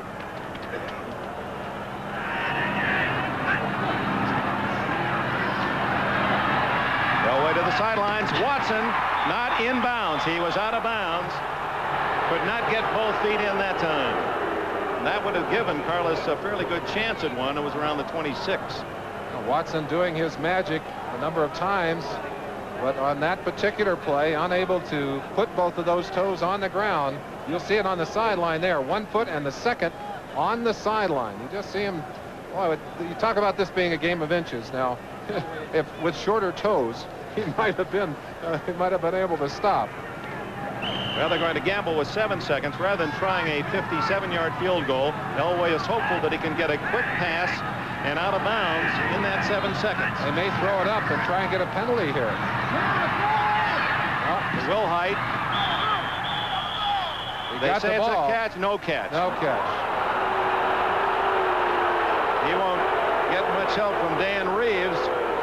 So Carlos is going to have to come in for a desperation long try, or will they go for one final bomb in 2 seconds? Well, it looks like Carlos will stay on the sideline, and they will try again, hoping for the penalty. Elway throwing powerfully to the sideline, and you saw the ball on one hop. The official right there. Here comes Carlos, the player of the year in the balloting by fans here in Denver, and one of the 5 finalists for the NFL Man of the Year. These fans make this whole stadium rock. You'll see our cameras occasionally rocking as these fans stomp and show their excitement here. And they are about as wild as any in the NFL, if not the wildest. 57 yards away from a tie. Nope. That one spiraled its way downfield. And that is how the first half comes to a close. Underdog Pittsburgh, perhaps following a script written earlier by the Chicago Bears, takes the lead at the intermission 10-7. Dick, talking to Denver players and listening to all the press and the media, they were very confident that they would be in Miami next week. They can't afford to ignore this Pittsburgh team. They found that out the hard way here in the first half. We've played 30 minutes. The score, Steelers 10, Broncos 7. Now stay tuned for NFL 84 right after this. Passing the football. You see Malone's numbers, 11 for 15. Elway, 12 for 21. 2 turnovers on the Pittsburgh side. That has hurt him. And Gary Dunn stopped a drive deep in Pittsburgh territory when the defensive tackle intercepted an Elway pass for the Steelers. Having trouble hearing the count. Abercrombie for a couple. Let's reset the offense for you. Malone, the quarterback. Pollard and Abercrombie are the running backs. A very young line. In fact, the Steelers started 4 rookies on offense today. That's a remarkable number for a playoff team. A line, makeshift line, with the injuries of Wolfley, Long, Ilkin, Webster, and Wingle. Tight end Cunningham seeing some duty along with Darrell Nelson, a rookie. And the wide receivers, Lips and Stallworth, who really came into play in that drive to the touchdown late in the first half that took the lead for Pittsburgh. Incomplete, and Malone had to dump that one off. 3rd and 8. Defensively for the Broncos, they line up in the 3-4, Chavis, Carter, and Jones. They'll change things now in a pass situation. Ryan Dennison, Busick, and Jackson are the linebackers. Louis Wright, Mike Harden at the corners. Dennis Smith and Steve Foley at safety. You see 48 Randy Robbins has joined them at a safety spot.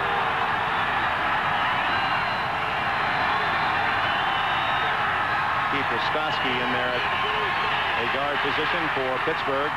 Wide open is Lips, but he can't hang on to the ball. That would have been a first down at the 32. Pass was a little low, but one that Lips should have gathered in. Very first series, the Denver defense comes out roaring. Pittsburgh unable to control the football. Turns it over. Let's see if maybe Denver won't gamble here. They're going to get good field position anyway. They might just go for the return here. They have 10 men up. Gerald Wilhite back at the 32. Colquitt has never been blocked in a regular season game. One partially blocked last year against the Raiders in the playoff. He didn't punt in the entire first half, so this is his first attempt today. 10 men on the line of scrimmage. They're coming. And they block it. It'll go out of bounds. Denver's ball at the 4-yard line.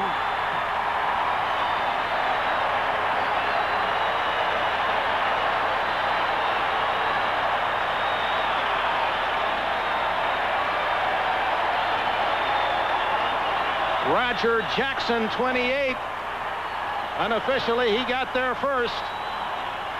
It looked like they loaded up on the left side, but the block came from the right side as Jackson flew in and got his hand on that football and batted away. A close look from the other side at Colquitt, and there's the bat right there. Mike Merriweather, 57, trying to protect him, but Jackson flying over the top. The ball out of bounds just inside the 4-yard line, and Denver is celebrating. A devastating play for the Steelers and a tremendous lifting opportunity for Denver. First and goal just inside the 4-yard line.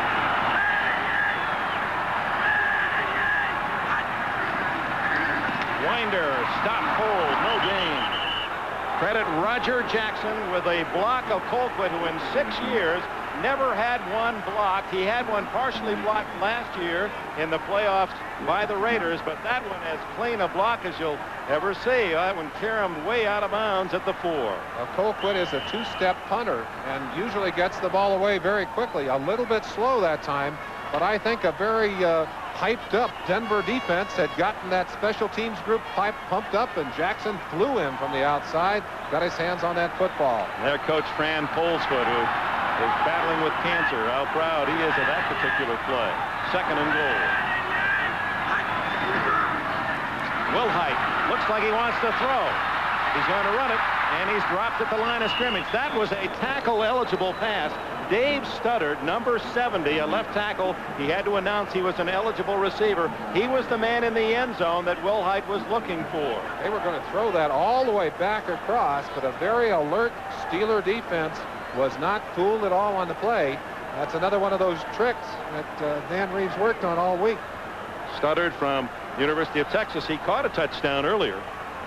Now it's third and goal, and the Steelers could turn the emotion around if they should stop the Broncos from this golden opportunity.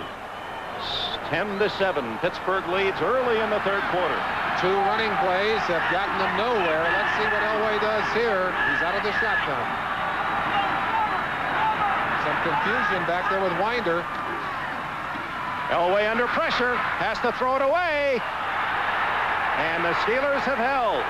Dwayne Woodruff on the coverage of Butch Johnson, and Elway under tremendous pressure from Keith Willis. Big Keith Willis booming in from the outside. It looked like there was some confusion there. Elway trying to talk to people. No confusion what Keith Willis was going to do. He set his sights on Elway, and Watson working one-on-one on Dwayne Woodruff, number 49. Not Watson, but Butch Johnson, number 86, working one-on-one on Woodruff. Not able to break free in time.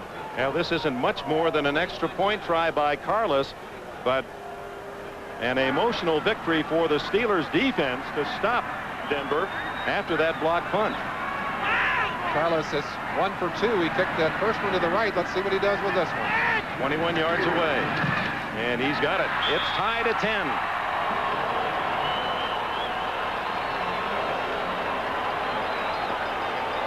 Well, the two defenses, we said early, Merlin, you underlined that fact, the strength of the two teams, the reason they are here, the defenses. Well, the defense blocks the punt, and then the Pittsburgh defense holds Denver to just a field goal, and it's even at 10. Today's game is brought to you by Mazda and the full line of sophisticated Mazda products. By Allstate. For home, auto, business, health, and life, you're in good hands with Allstate. And by GE rechargeable batteries. GE, we bring good things to life. Well, it's been all uphill here in Denver for the offenses. It's tied at 10, and they're working on John Elway's upper right thigh, and he was limping noticeably. He may be through. That may be a hamstring. They say he'll be back with a groin pull. Carlos, a good kick, and here comes Louis Lips. Right into the arms of Mecklenburg.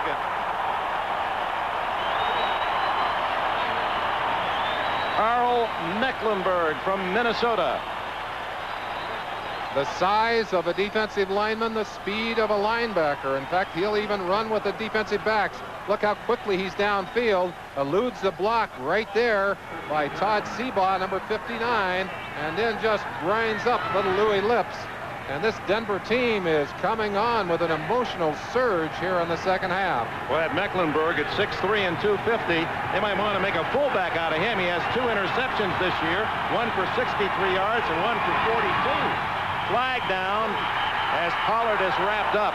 It looked like the flag was thrown and the whistle blown before the play. Everyone kind of stopping.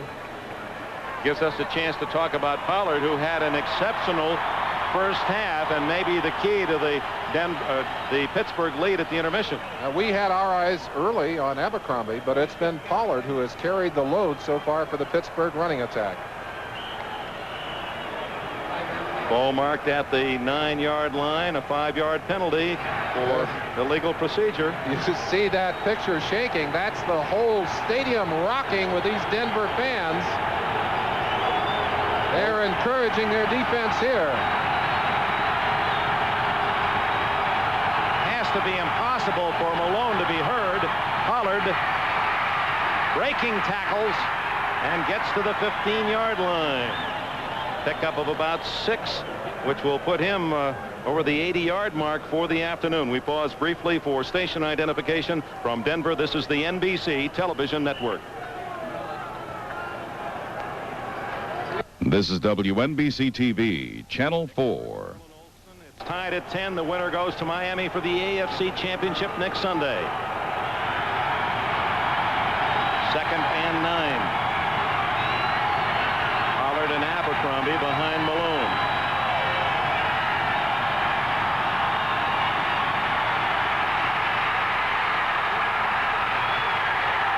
Jim Ryan, number 50. Stop Malone for no gain. Now Malone at one time had the great speed and moves of an Elway, but he's had a couple of surgeries on the knees and he just doesn't move the same. Dick, he can still run quickly straight ahead. That's not his problem. His problem is in the quick lateral moves. He just cannot slide laterally, and you saw him there accelerating, but when he had to go sideways, he just could not do it. Third. This is where the home field advantage pays off for Denver.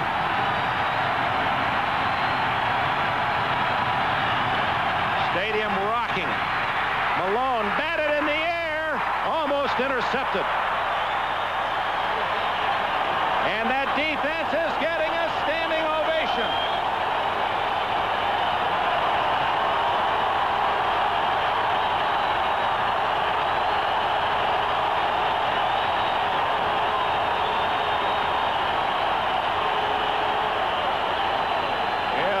Get no respect around the country, they say, but boy, they get a standing ovation here at Mile High.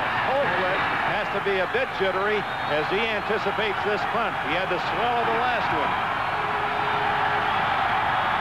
Will Height back at the 39 of Denver.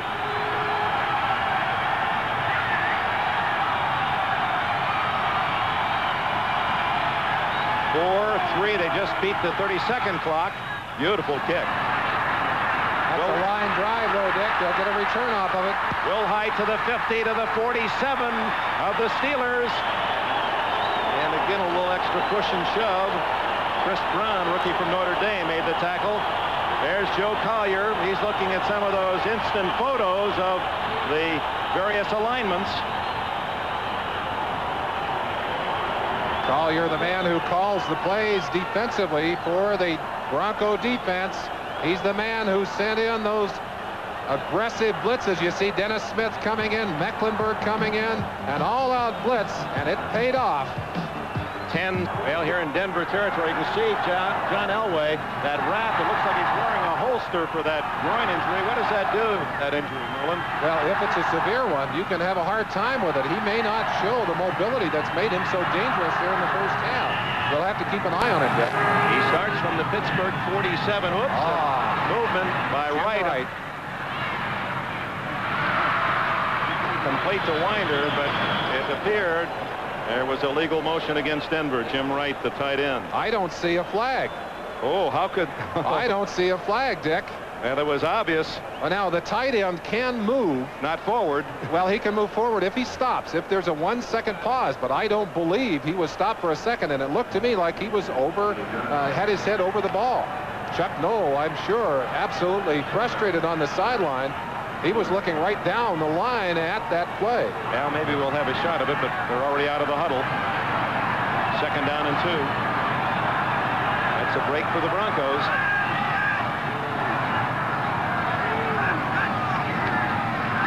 Draw play to Winder. He's got a first down at the 33-yard line.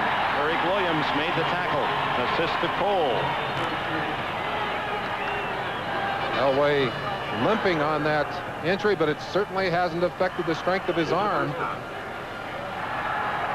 It may hold them, keep them from calling some of those rollouts that they've tried to use to get him away from the rush of the Pittsburgh defense.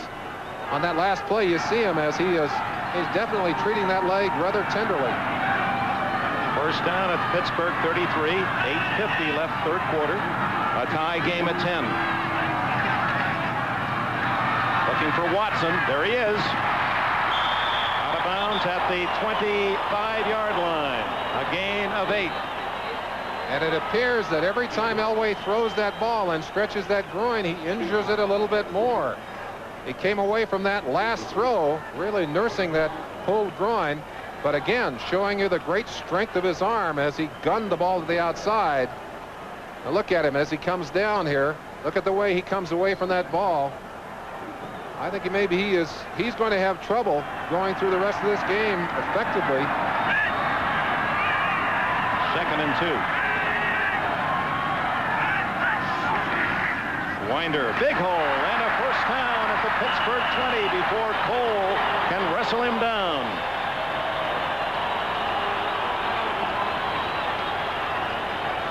Now the gauntlet has been thrown down by the Bronco defense. They've come out and dominated so far in the second half. Tony Dungy, the man who calls the defenses for the Pittsburgh side of the line, has got to get his troops rallied here. He's up in the booth. We got a shot of him earlier in the day. Now he'll be sending those defenses down through one of his coaches on the sideline and out to David Little, who's his leader on the field. 29 years of age, some say will be the first black head coach in the NFL. Gunning the ball incomplete to Butch Johnson, who made a gallant try, and it was Johnson, you'll recall, as a member of the Dallas Cowboys, who made a diving catch in the end zone that helped to eliminate Denver, the Broncos, back in that big year of '77. Elway so strong that at times the ball is zipping and it's just hard to handle. That one low and away, and like a catcher jumping out of the crouch. Kind of hard for Johnson to get his hands on it. Steeler defense trying to stop Denver again. And I wonder if that pulled groin may bother his throwing motion. We'll have to keep an eye on him. It may stop him from that good follow-through. Were the Steelers offside? Yes, a flag is down. Elway gunning. Touchdown! Steve Watson. 9th catch today for Watson. We've got a flag down on the field, though. It's against the Steelers. They were leaning offside.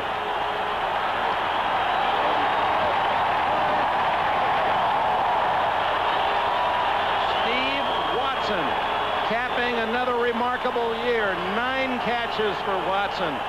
And he's working on a career best 158 yards today. And that was a bullet thrown by Elway. Try for point by Carlos to make it 17-10.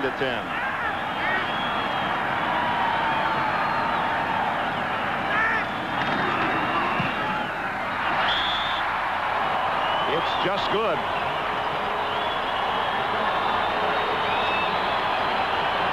We'll go back and pick up that touchdown throw by John Elway, looking right into his face. He starts up and guns the ball right into the camera and right into the arms of Steve Watson. Boy, let's watch the throwing action of Elway. You saw he had to be right on the money. Donnie Shell was on his target, and although he limps a little on the follow-through, he says, that's right down the middle, Steve Reich. And the solo by Watson.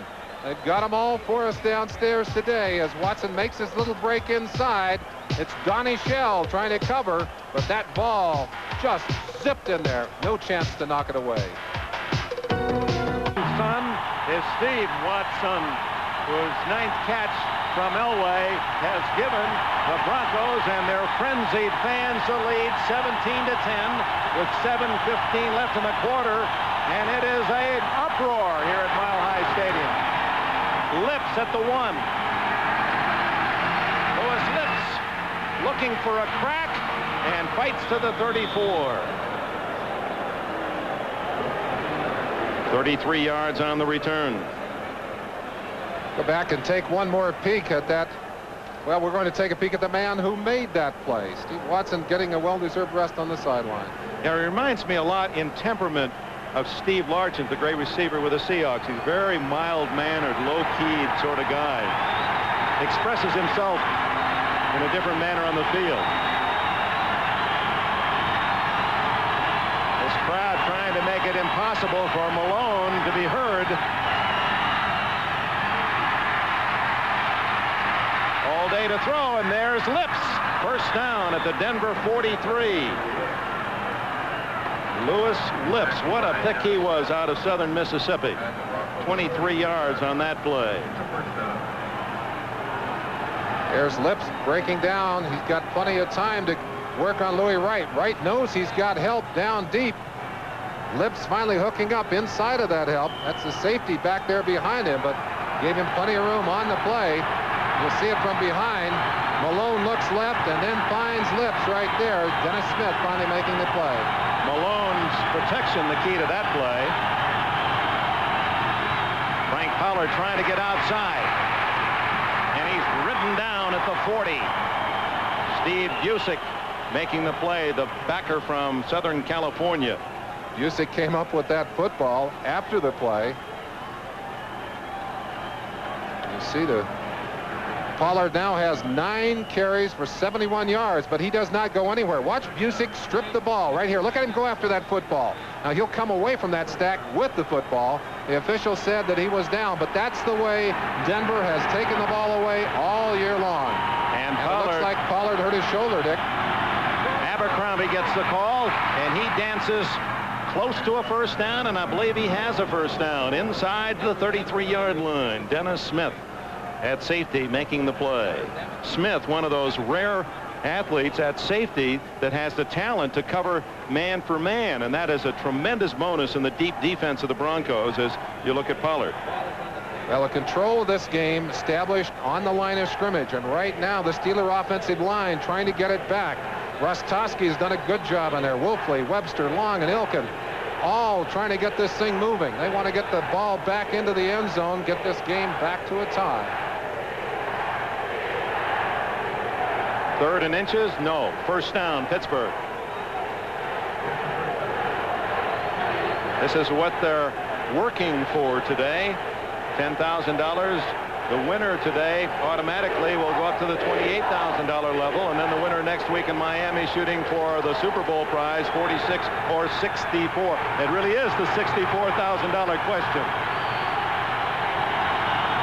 The experts saying Miami and San Francisco, but there's some other teams that are going to try to beat the odds. Wide open is Lips, and he has another first down near the 15.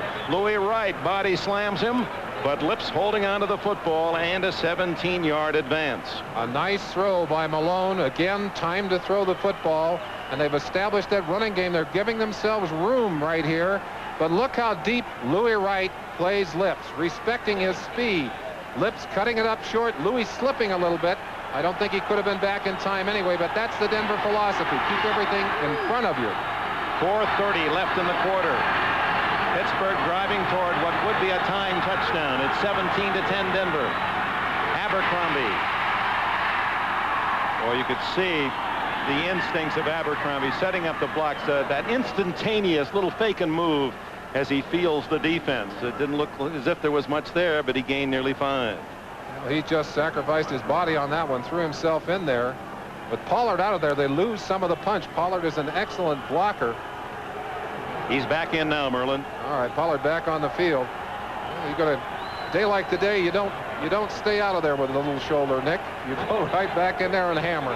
Well, they've been alternating to Lips. He started it with a 23-yard gain, then Pollard ran, then Abercrombie, then Lips, then Abercrombie. And now, will it be Lips' turn? Or will they stay on the ground? Both Stallworth and Lips to the left.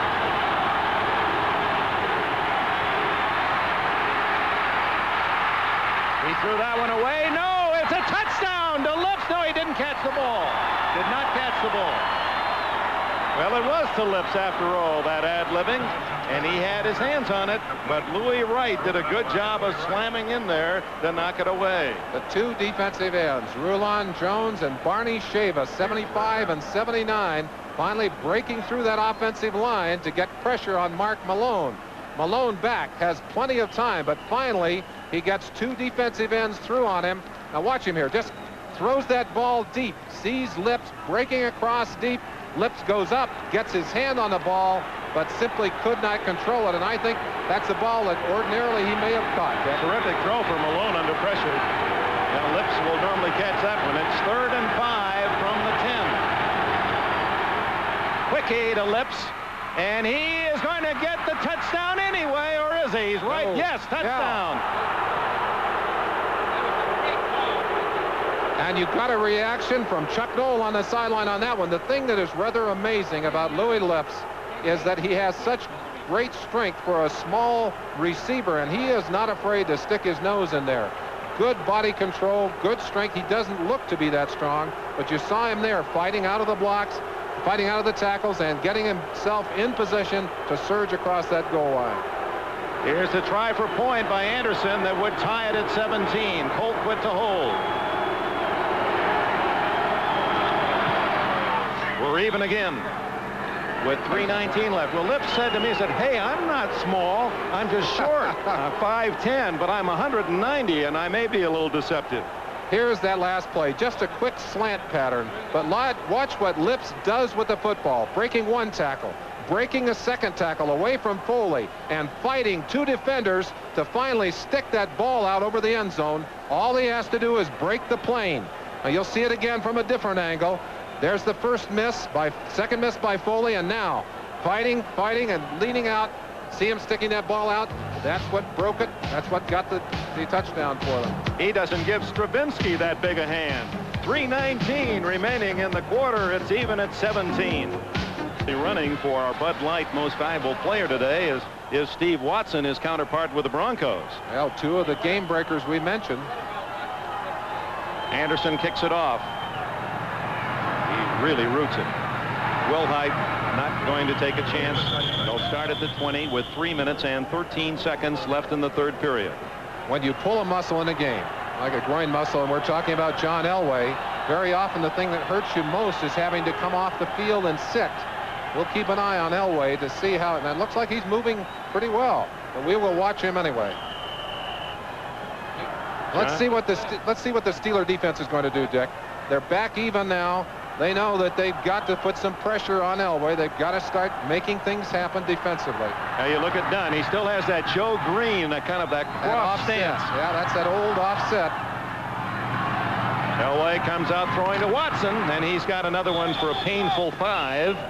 And that gives him a career-tying high of 10. Well, that breaks his mark. 10 receptions for Watson, 10 for 163 yards. That's the most he's ever caught in an NFL game. He saved his best for a most important afternoon. Elway comes right out throwing the ball, but you saw the hitting by the Steelers on that play. That scoring drive, 7 plays, a long drive, 66 yards. Denver does not usually allow people to carry it down the field and stick it in the end zone that way. 6 yards for Watson on the catch. Ooh, tight end right has a first down at the 32. You see the throwing action of Elway. He throws that ball so hard. In fact, I was talking to Dan Reeves about Elway's difficulties in that blizzard against Green Bay earlier in the year when Elway was almost totally inefficient, and he said the reason he could not hang on to the ball. He throws so hard. You see that powerful throwing motion. I've never seen a quarterback with as much arm strength or using as much arm strength in throwing the ball. There's a Yankee signee, a baseball player using the arm and the bat, a good hitter, but he's elected now to concentrate on the NFL duties. First down, Winder. Boy, one thing that Steeler defense has denied that a lot of teams couldn't stop is that cutback by Winder. They seem to be waiting for him.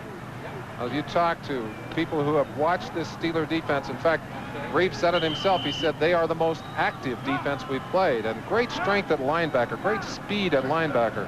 It's a characteristic of both of these defensive teams. They really flow and swarm to the football. We have a good statistic to show you on that. The 1,000-yard rushers this year and how they've fared against that Pittsburgh defense. Winder is the 6th. Was he clobbered, and the ball is dead. That is not a fumble, as Keith Gary, number 92, drilled Elway. It's a sack of 9 yards. And I've got to believe that Elway's injury may be hurting him. Ordinarily, you probably would have seen Elway reversing out of there. He's not afraid to whip out of there. Let's watch him here. He feels the pressure, and you kind of saw him being tentative right there. I think ordinarily he would have whipped out of there and run the opposite way, but that injury is hurting his mobility at this moment. The other thing is it may be a tip for the Pittsburgh defense. They're going to figure, hey, we're going to know where to find him now. We're going to look for him in that pocket instead of his rolls or any scrambles. That takes away some of the secret and some of the mystique of this Bronco offense if Elway is back in that pocket and can't get out. Third down and 19. Open is Alexander, but not for long as he's ripped to the turf by number 41, or was that Donnie Shell? 31. No, that's 41. It was Sam Washington who did it. Washington following all the way in from the outside, but look at Elway. He's suffering with that groin, hoping he could get the ball into the hands of a receiver who could sprint, make something out of that play, but Washington following him all the way in, and you'll see it here. Washington coming in from the outside. Alexander has the ball there, but again, defensively, they know how far he has to go for that first down. Shell, number 31, also there to assist on that tackle. Looking at the clock, they don't have to punt it. They can let the clock run out here in the third quarter, and apparently Chris Norman would rather kick in the other direction. 1 second, and that's it. The end of the third quarter. 10 points for the Broncos, but the Steelers have come back with a touchdown of their own in the third quarter, and after 3, it's tied at 17. We'll be back in Denver after these messages from your local station. Monday, a New Year's Eve special from Florida, the Orange Bowl Parade. Share the excitement with host Joe Garagiola and Grand Marshal Bob Hope. And through 3 quarters, they're even. Those statistics actually mean nothing. Throw those out. They're tied in the game score, and they're playing 15 minutes or sudden death to decide who goes to Miami. Chris Norman will open the fourth quarter with a punt to Lewis Lips. Dangerous return man going to the Prone Bowl for his returns. Very high. Beautiful kick. Lips. Fumbles. And a scramble. Denver says they have it. It looked like he lost the ball at the bottom of the stack, but he was reaching and grabbing, and now they say he has it. Oh, Lips on a scramble to recover his mistake in that pile of humanity.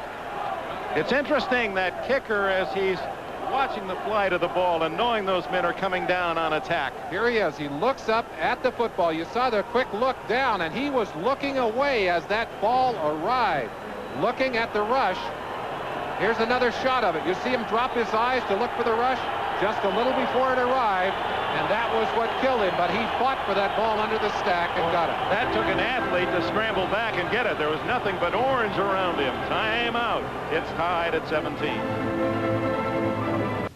Never seen that shot before on television. Ted Nathanson, Larry Cirillo producing this.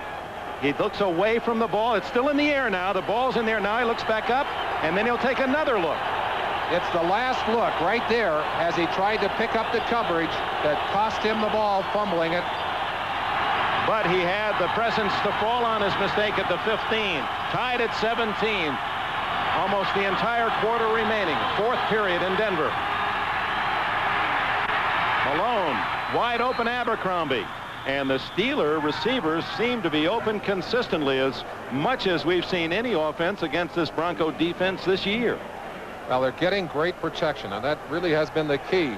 The Broncos very aggressive up front. They're throwing a lot of people, and that means man-on-man coverage.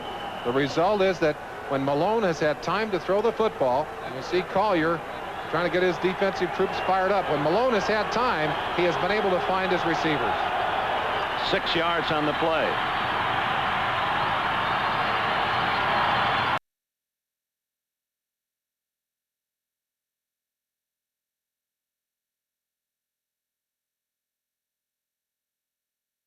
Again, the trap play. We mentioned how Pittsburgh's offensive line would be trapping the Denver defenders. Look back into that offensive line. You'll see an official upended on this particular play. Look how big a hole they're able to open up. And again, whoa, look out.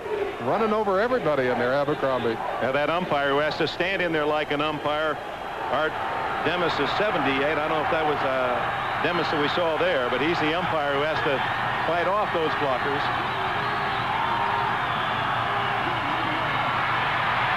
Malone again, plenty of time to find Pollard.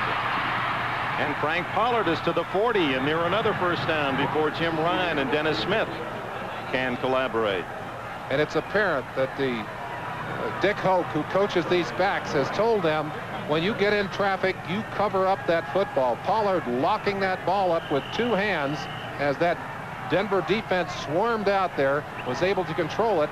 That's a fine gain, 2nd and short. In this particular situation, the offense can do anything they want to do. It's literally almost a throwaway down for them. Often this is an opportunity to try a deep shot downfield.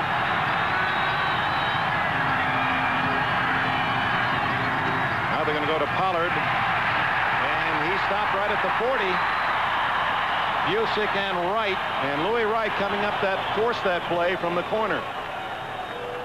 The Broncos have been putting their halfbacks up close to the line in a wing position, and they're using those halfbacks to kind of bump the defensive ends. In that particular situation, he was blocking, but Louis Wright flying in from the outside, showing you his athletic ability, shut off all of the alleys to the outside, and there was no room inside for Frank Pollard. Louis Wright said, I have the typical cornerback personality, introverted and sometimes temperamental. 3 running backs in the game right now for Pittsburgh. 3rd and 1. Pollard has the first down and more, and Louis Wright saved a touchdown. That had been a John Riggin special, because Wright was the last man between Pollard and a long rump. Number 38, Elton Beals, one of those rookies that we've been talking about, in at a wing position. He'll start in motion and head down and become a blocker as he starts up into the line, burying a shoulder right in Tom Jackson's ribs, making some room inside for Pollard. That's the kind of trapping, and boy, they come from everywhere. And again, the rushing offense going to Pollard and the Pittsburgh Steelers. That was the key to the game, both coaches said. It's tied now at 17, but the Steelers seem to be moving the ball more easily, much more. Oh, almost a steal by Steve Foley, intended for tight end Ben Cunningham.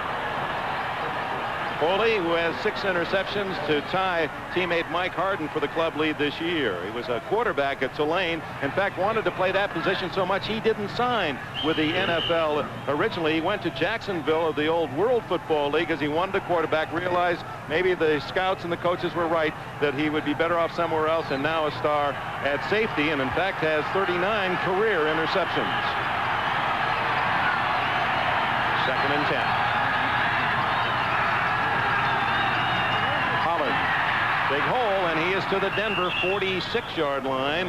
A gain of at least 6 more, and maybe a 7-yard gain. 3rd down, and between 3 and 4 yards. Earlier in the game, Rich Ehrenberg on a kickoff return to start the game was hit in a high tackle, broke his nose, and he's still suffering a headache from that blow, and obviously we were wrong. He will not play today. The Steelers continue to go right up the middle. Walt Boyer in there for Reuben Carter. They'll stack it up inside. 9 Broncos on the line of scrimmage, and one of them stops Pollard.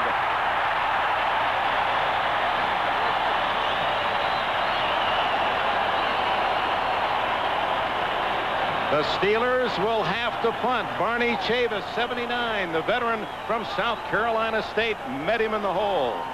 with all the youth and all of the enthusiastic youngsters on this team, appropriate that one of the 12-year veterans, one of the real pros on Joe Collier's defense, would be there to make that big play. So just as the Steelers seem to be moving the ball with ease, Foley makes a fine play on defense. Then Chavis follows up with a stop. And on 4th down and 4, Colquitt to punt. Wilhite is at the 10. Too much time, the 30 seconds. And that won't bother Colquitt. He'll just be able to hit it a little harder. Amazing how that block has affected the Steeler punting team, though. They looked as the same setup was laid up out there by the Bronco rushing team, and you saw some very worried bodies as they were getting ready to try and block. Merlin, often a forgotten, we were talking about this yesterday, a forgotten man in football is the up back in that punt formation. He's the one that has to call the defensive alignment, and that pressure rests on Ron. Is that Ron Johnson? Can't quite read his number. No, it's not Johnson. 26, Scoop Gillespie, the rookie from William Jewell, is the man who's the up back, has to call out the defenses. Here they come.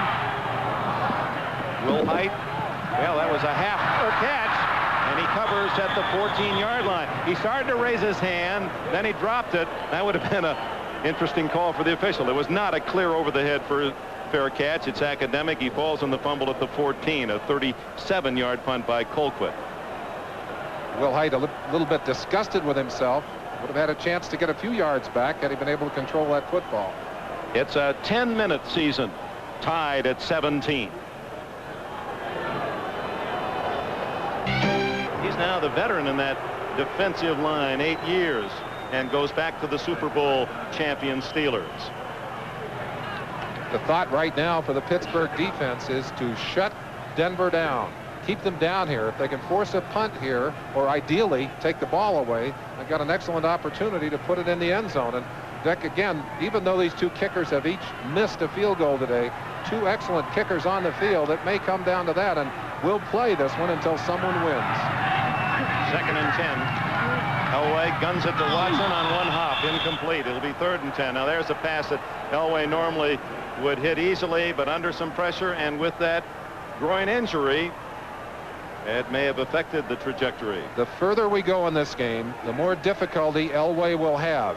That pulled groin will tighten up every time he comes off the field, and you see him, he took a shot on his leg on that play, and again, because of his lack of mobility, he becomes more of a sitting target. Look at Merriweather, 57, coming off the outside, throwing himself through there, and it was his body that buried in the back of Elway's leg right there. That's the opposite leg from the one Elway has wrapped. 3rd and 10, shotgun from the 14. There's that shovel pass to Wilhite, breaks one tackle and fights to the 22, but he'll be short by a couple. John Goodman saved a 1st down, and Elway limps off. They're trying to beat that defensive end. You see John Kubiak on the side, Gary Kubiak on the sideline, and Kubiak has gone in several times during the year and played extremely well. So if Elway continues to have problems and that pulled groin gets worse, we could conceivably see Kubiak in this ball game. He was the one who led the Broncos to what was a very big early win against the Raiders in Los Angeles when Elway was hurt. Chris Norman to punt. Lewis Lips back at his 36. Very high. Lips takes a look at the defense. No fair catch. And he's caught from behind at the 37 by Ricky Hundley. Boy, that big linebacker showing you why he was a #1 pick, to be able to chase down Lips from behind. He's 6'2" and 238 from Arizona. Well, Lips, we showed you the drama a moment ago as he was looking. Here he is again. The punt, you see the punter, he looks back, looks at the coverage, back up at the football, back at the coverage. Boy, that is dangerous business, but this one he feels cleanly and gets away for short yardage before he's finally run down by number 98, Ricky Hundley. Feel it is delicious. On NBC Saturday from Hawaii, the Hula Bowl, you'll see Doug Flutie, the Heisman Trophy winner, also Tony the Great, the Lombardi Award winner from Texas. So Saturday and Sunday next, more great football for you. The Hula Bowl on Saturday. It'll be Miami against the winner here this afternoon for the AFC Championship on Sunday. Pittsburgh opens up at its 37-yard line. We're tied at 17 with 8 minutes, 28 seconds left. Abercrombie finally knocked out of bounds at the 46 of Denver, and Abercrombie ripping off another big gain, and Elway with that facial expression acting as though he may not be able to continue. It's not the groin pull now, it's the left knee. You saw him buckle under on that play where Merriweather rolled on his back of his ankle. Again, credit that to the lack of mobility. Ordinarily, with those quick feet, Elway would have been out of that pocket, would have been sliding and stepping, but he just can't move, and it's cost him in the second half. First down, Steelers on an 18-yard run by Abercrombie.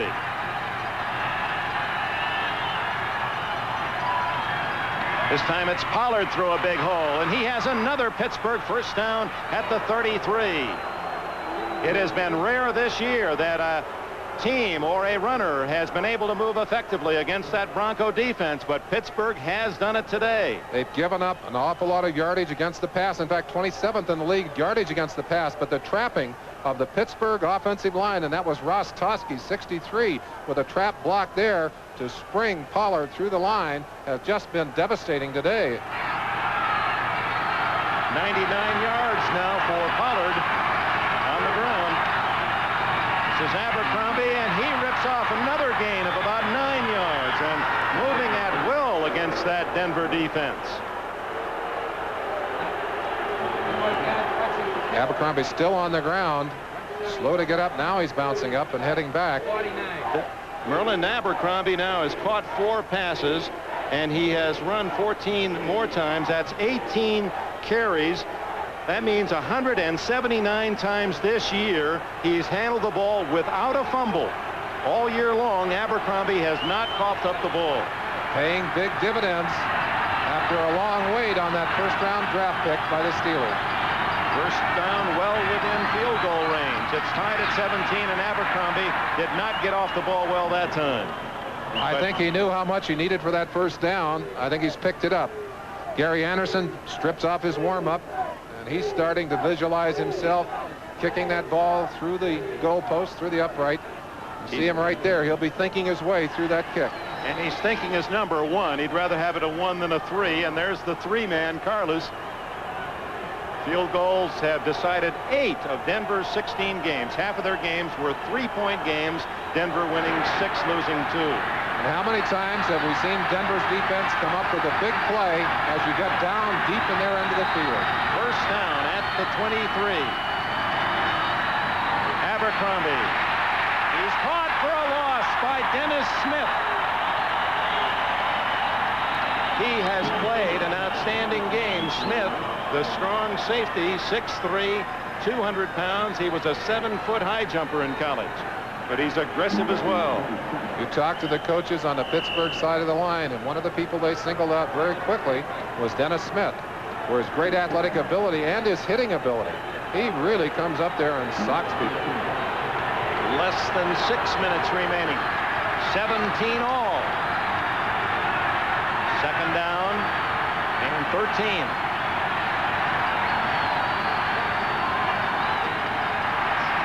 Malone over the middle. Ouija Thompson to the 11, and that'll be a first down for Pittsburgh as Thompson, the rookie from Florida State, has his first catch. Thompson has been a decoy much of the day. Here he's working one-on-one on Louis Wright. Goes inside. Wright knew he had help inside, but suddenly there was no one there. Ouija Thompson, fighting for that extra yardage, did not have the first down until he turned upfield. 6'6". He stretched his frame on that one. You could see he made those 17 catches during the season count, and better than 17-yard average.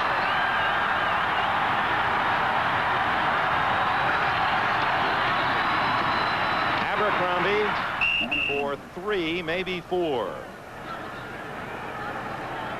They certainly have tested the heart of that Denver defense, and that must mean that Mike Webster, that All-pro center of the Steelers is doing his job. You pointed that out as a key matchup at the start today, Merlin. Webster working now on Reuben Carter. He was on Boyer earlier. Stan Jones, the defensive line coach for the Broncos, rolls his people in and out, tries to keep them fresh in there, but that has not kept them from being violated by this Pittsburgh offensive line as they've gone right up the middle repeatedly today. Clock continues to run. 4:19 left. Malone.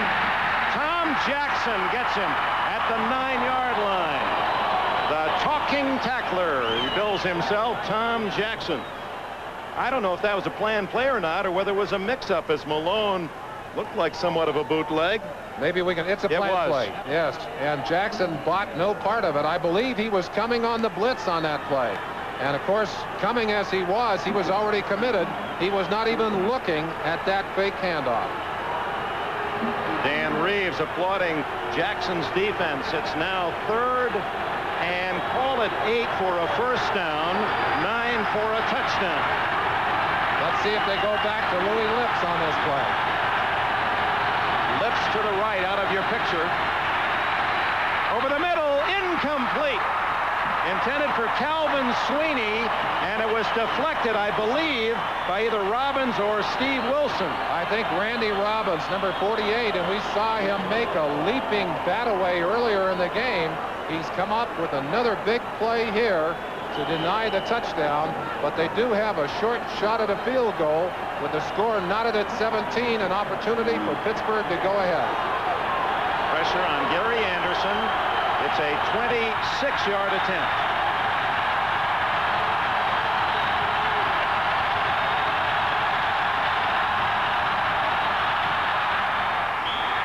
No good. He missed to the left. Oh, my.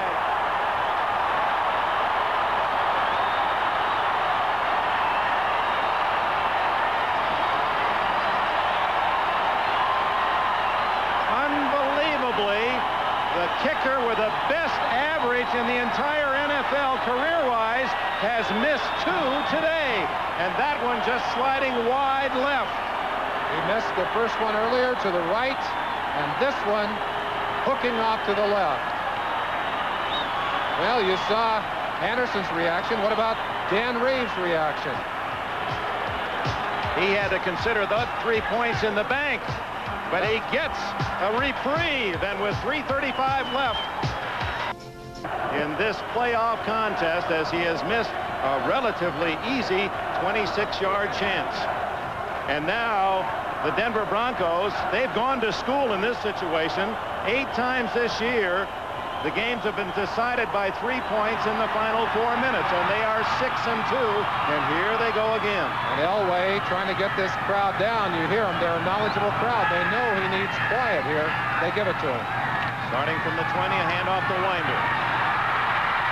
Sammy Winder for 5. Sam Washington came up from the corner to make the tackle. David Little there as well, and we'll watch the clock for you. 3:20 left. Reeves a little upset. The substitution late going on the field. He wanted Alexander out there, and Big Daddy Wright coming off the field gives Elway a little bit of outside speed and takes the big tight end out of the ball game.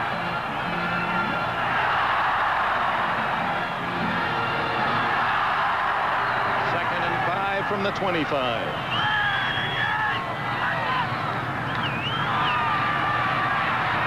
Intercepted by Eric Williams at the 20.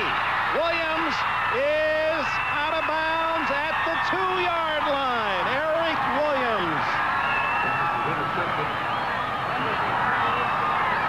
By Eric Williams, who was out of bounds at the 2-yard And just as Elway and his Bronco teammates felt they had dodged a fatal bullet when that field goal went to the left, suddenly the Pittsburgh defense jumps up and bites them. Anticipating the play, Elway gunning the ball, throwing into coverage, and Eric Wright just stepped right in front of the receiver, moves all the way down the field. Eric Williams, not Eric Wright, gets all the way down, finally knocked out of bounds, but there's an excellent opportunity to get 7, and I'm sure that Gary Anderson, barring that, would love another chance at 3. Elway watching the second-year man from North Carolina State take it all the way to the 2. You've got to believe, too, that that injury has something to do with it, Dick. He's not as sharp now as he was early in the ball game. Now, Denver, they've had some brilliant goal line stands this year. This will be their toughest test. Pollard toppled at the 1. Clock is running. 2:36, 2:35 left. And Chuck Noll probably saying the ideal thing for us would be to score on 4th down and use as much of that time as we can so that Denver won't have opportunity to come down and get one of their own. He said, keep it going there. Take your time. Keep that clock moving. 2:17, 2:16, counting down. They've got to run a play. They can't just let it run out on the 30-second clock. Pollard over the 100-yard mark. Fake to Abercrombie, wide open, and what a play by Mike Harden as he denied Darrell Nelson a touchdown. And the defense, that was one saving touchdown. Robbins, a rookie, has saved 2 others last-minute deflections. You might ask, how in the world did he know the ball was arriving? He's reading the pass receiver, and as soon as his hands went up, Harden's hand shot out and touched that ball, and Chuck Noll, who had gambled with the play, who had run the play-action pass, knew that it was just a fraction of an inch away from a completion. Gary Anderson, if the Steelers don't make it, may have another try. 3rd down. Pollard is stopped, but his second effort scores. And credit that to Pollard. They had him stopped at the line of scrimmage, and the big fullback from Baylor, second effort, has put it in the end zone. Twice today, the Bronco defense has stopped Pollard short of the line, and Pollard's leg strength and determination has given him a touchdown. Boy, he has had an outstanding day here. A season that began with the troubles involving the superstar Franco Harris, the fullback, and Harris ultimately, in a very painful decision for the Rooneys and Noll and Pittsburgh, did not play for this team this year. Pollard took his place and has saved his best game in his 5-year career for Denver today. Anderson to try the point. 1:59 will be left for Denver.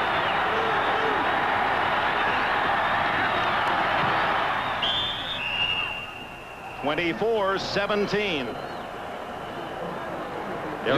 You'll see the surge of the line here. You'll see Pollard. He is hit in the backfield right there. Stopped. His legs knocked out momentarily, but he turned back inside, kept his balance, and came up to the goal line, popped that ball over, and then driven back. And what did Chuck Noll have to say about it? Well, I think his thought, that's Steeler football. And he may be writing his own fantastic finish in Denver today. Alcoa presents Fantastic Finishes. 1970, Tom Dempsey will try to do the impossible, kick a 63-yard field goal. Joe Scarpati gets the ball down. Dempsey caught it solid, and it's good. Tom Dempsey has just kicked a 63-yard field goal. With no time left on the clock, the Saints beat the Lions 19-7. Saving. 3 of its timeouts. Anderson will kick it to Lang and Wilhite. And for most of this day, his kickoffs have been so deep, the Broncos have had to take the touchback. He drives this one. And again, Wilhite in the end zone gambles. Oh, my, did he come scooting out of there to the 30-yard line. And Scoop Gillespie tripped him up. Elway stays in the game. Bad leg injury and a groin pull. Kind of reminiscent of Robbie Bosco in that BYU Holiday Bowl with his injury, bringing his BYU team back to a victory. There's Wilhite booming upfield. Boy, that hurts to hit on the back of your neck. And this hometown crowd encouraging Elway to get his Bronco offense in gear. They've got 71 yards to go to the end zone. Watson is key receiver out of the picture to the left. And he had had to throw that one away. Alexander, man-to-man coverage. Immediately following coverage, will be airing the Silver Spoons program. We'd like to welcome those viewers that have just joined us. Denver and Pittsburgh here in the playoff challenge. The winner to go to Miami next week, and the Steelers lead the Broncos 24-17. There's the lineup on NBC tonight that will be capped off by one of the truly outstanding motion pictures of the last several years. Henry Fonda, almost a personal tribute to the man, as life would have it, on Golden Pond. Elway blitzed by Little, and it'll be 3rd and long, and Denver spends a timeout. The fourth sack. Patrick Boland, Denver's owner, on the sideline looking on. I'm sure terribly concerned, but again, you've got to believe that a healthy John Elway would not have been trapped on that play as they ran the blitz inside. David Little, he's really kind of helpless in there now. He's a sitting target for that defense. Well, there's 4th down territory now with the clock still running. 1:25. They have their 3 timeouts remaining, but now they need big yardage. There's Watson. Too tall for him, and he was open. That would have been a first down out at the 40-yard line. Working one-on-one on Sam Washington. He got himself open, and Elway again under pressure took as much time as he could, got that ball away, but slightly above Watson's head. Let's look at Steve Watson getting downfield now. Sam Washington will not let him get behind, just barely too high to handle. And there again, how much does that injury affect his ability to plant and get through on his throws? And when you can't do that, you tend to be high, especially when a man is draped all over you. Starting to wear the smile of a winner, Frank Pollard is our Bud Light Most Valuable Player today. Congratulations. He'll have $1,000 donated to the United Way on behalf of Frank Pollard and his performance today. 107 yards for Pollard, his best day of the year.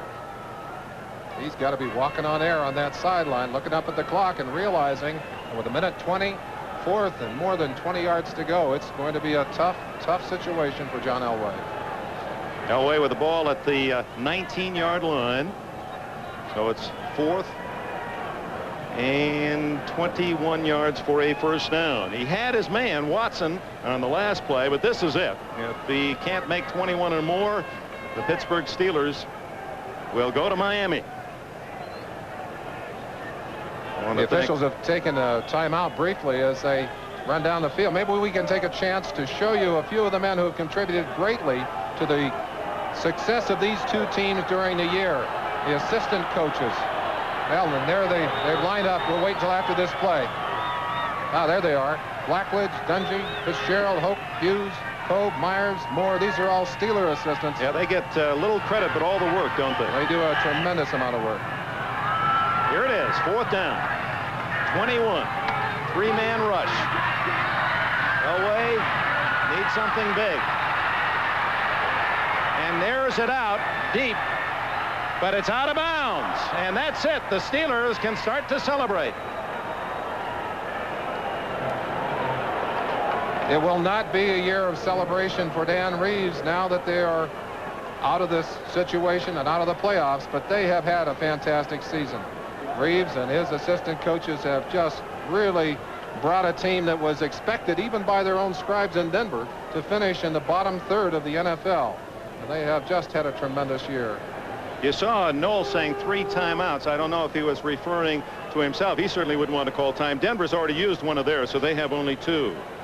Ron Blackledge there by the side of Chuck Noel, and you sense the disappointment.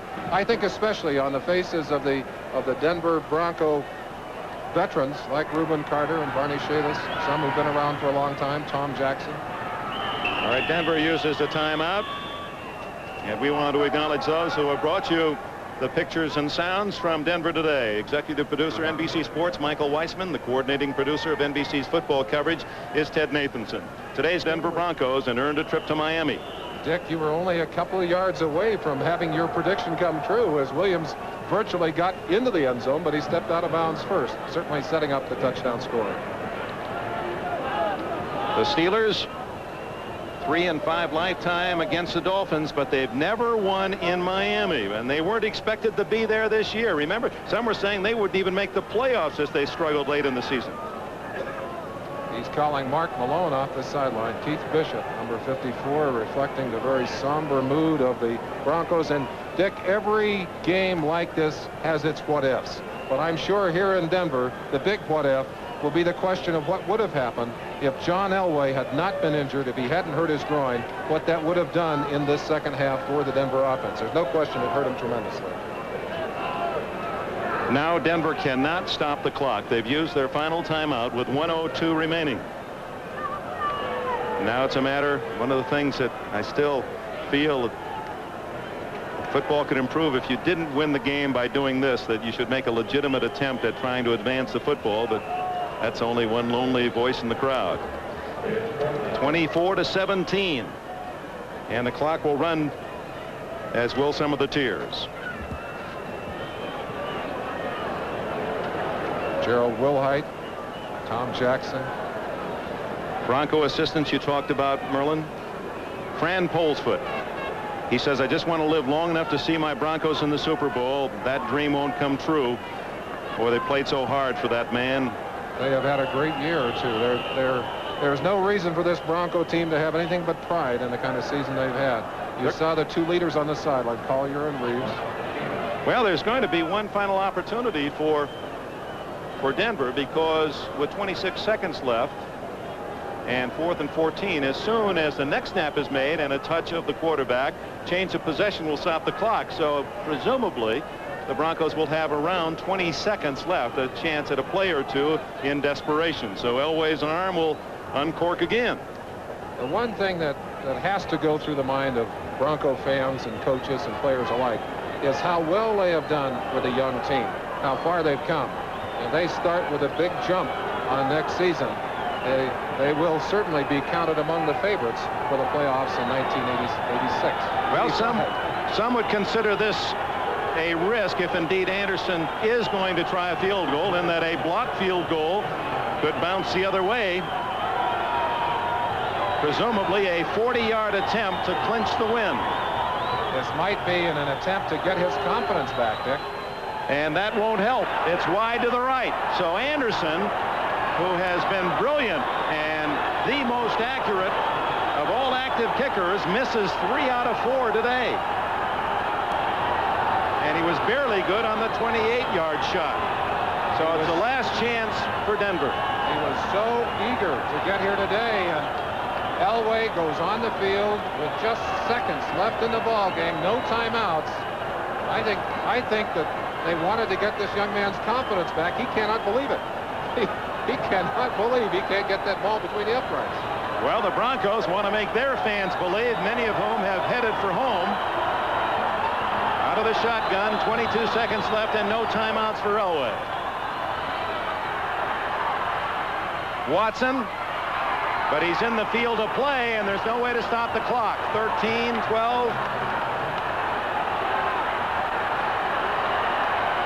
Elway needs to take the snap and throw it on the ground, and he's not even doing that. Too late now. 1 second. He will have one play. 1 second left.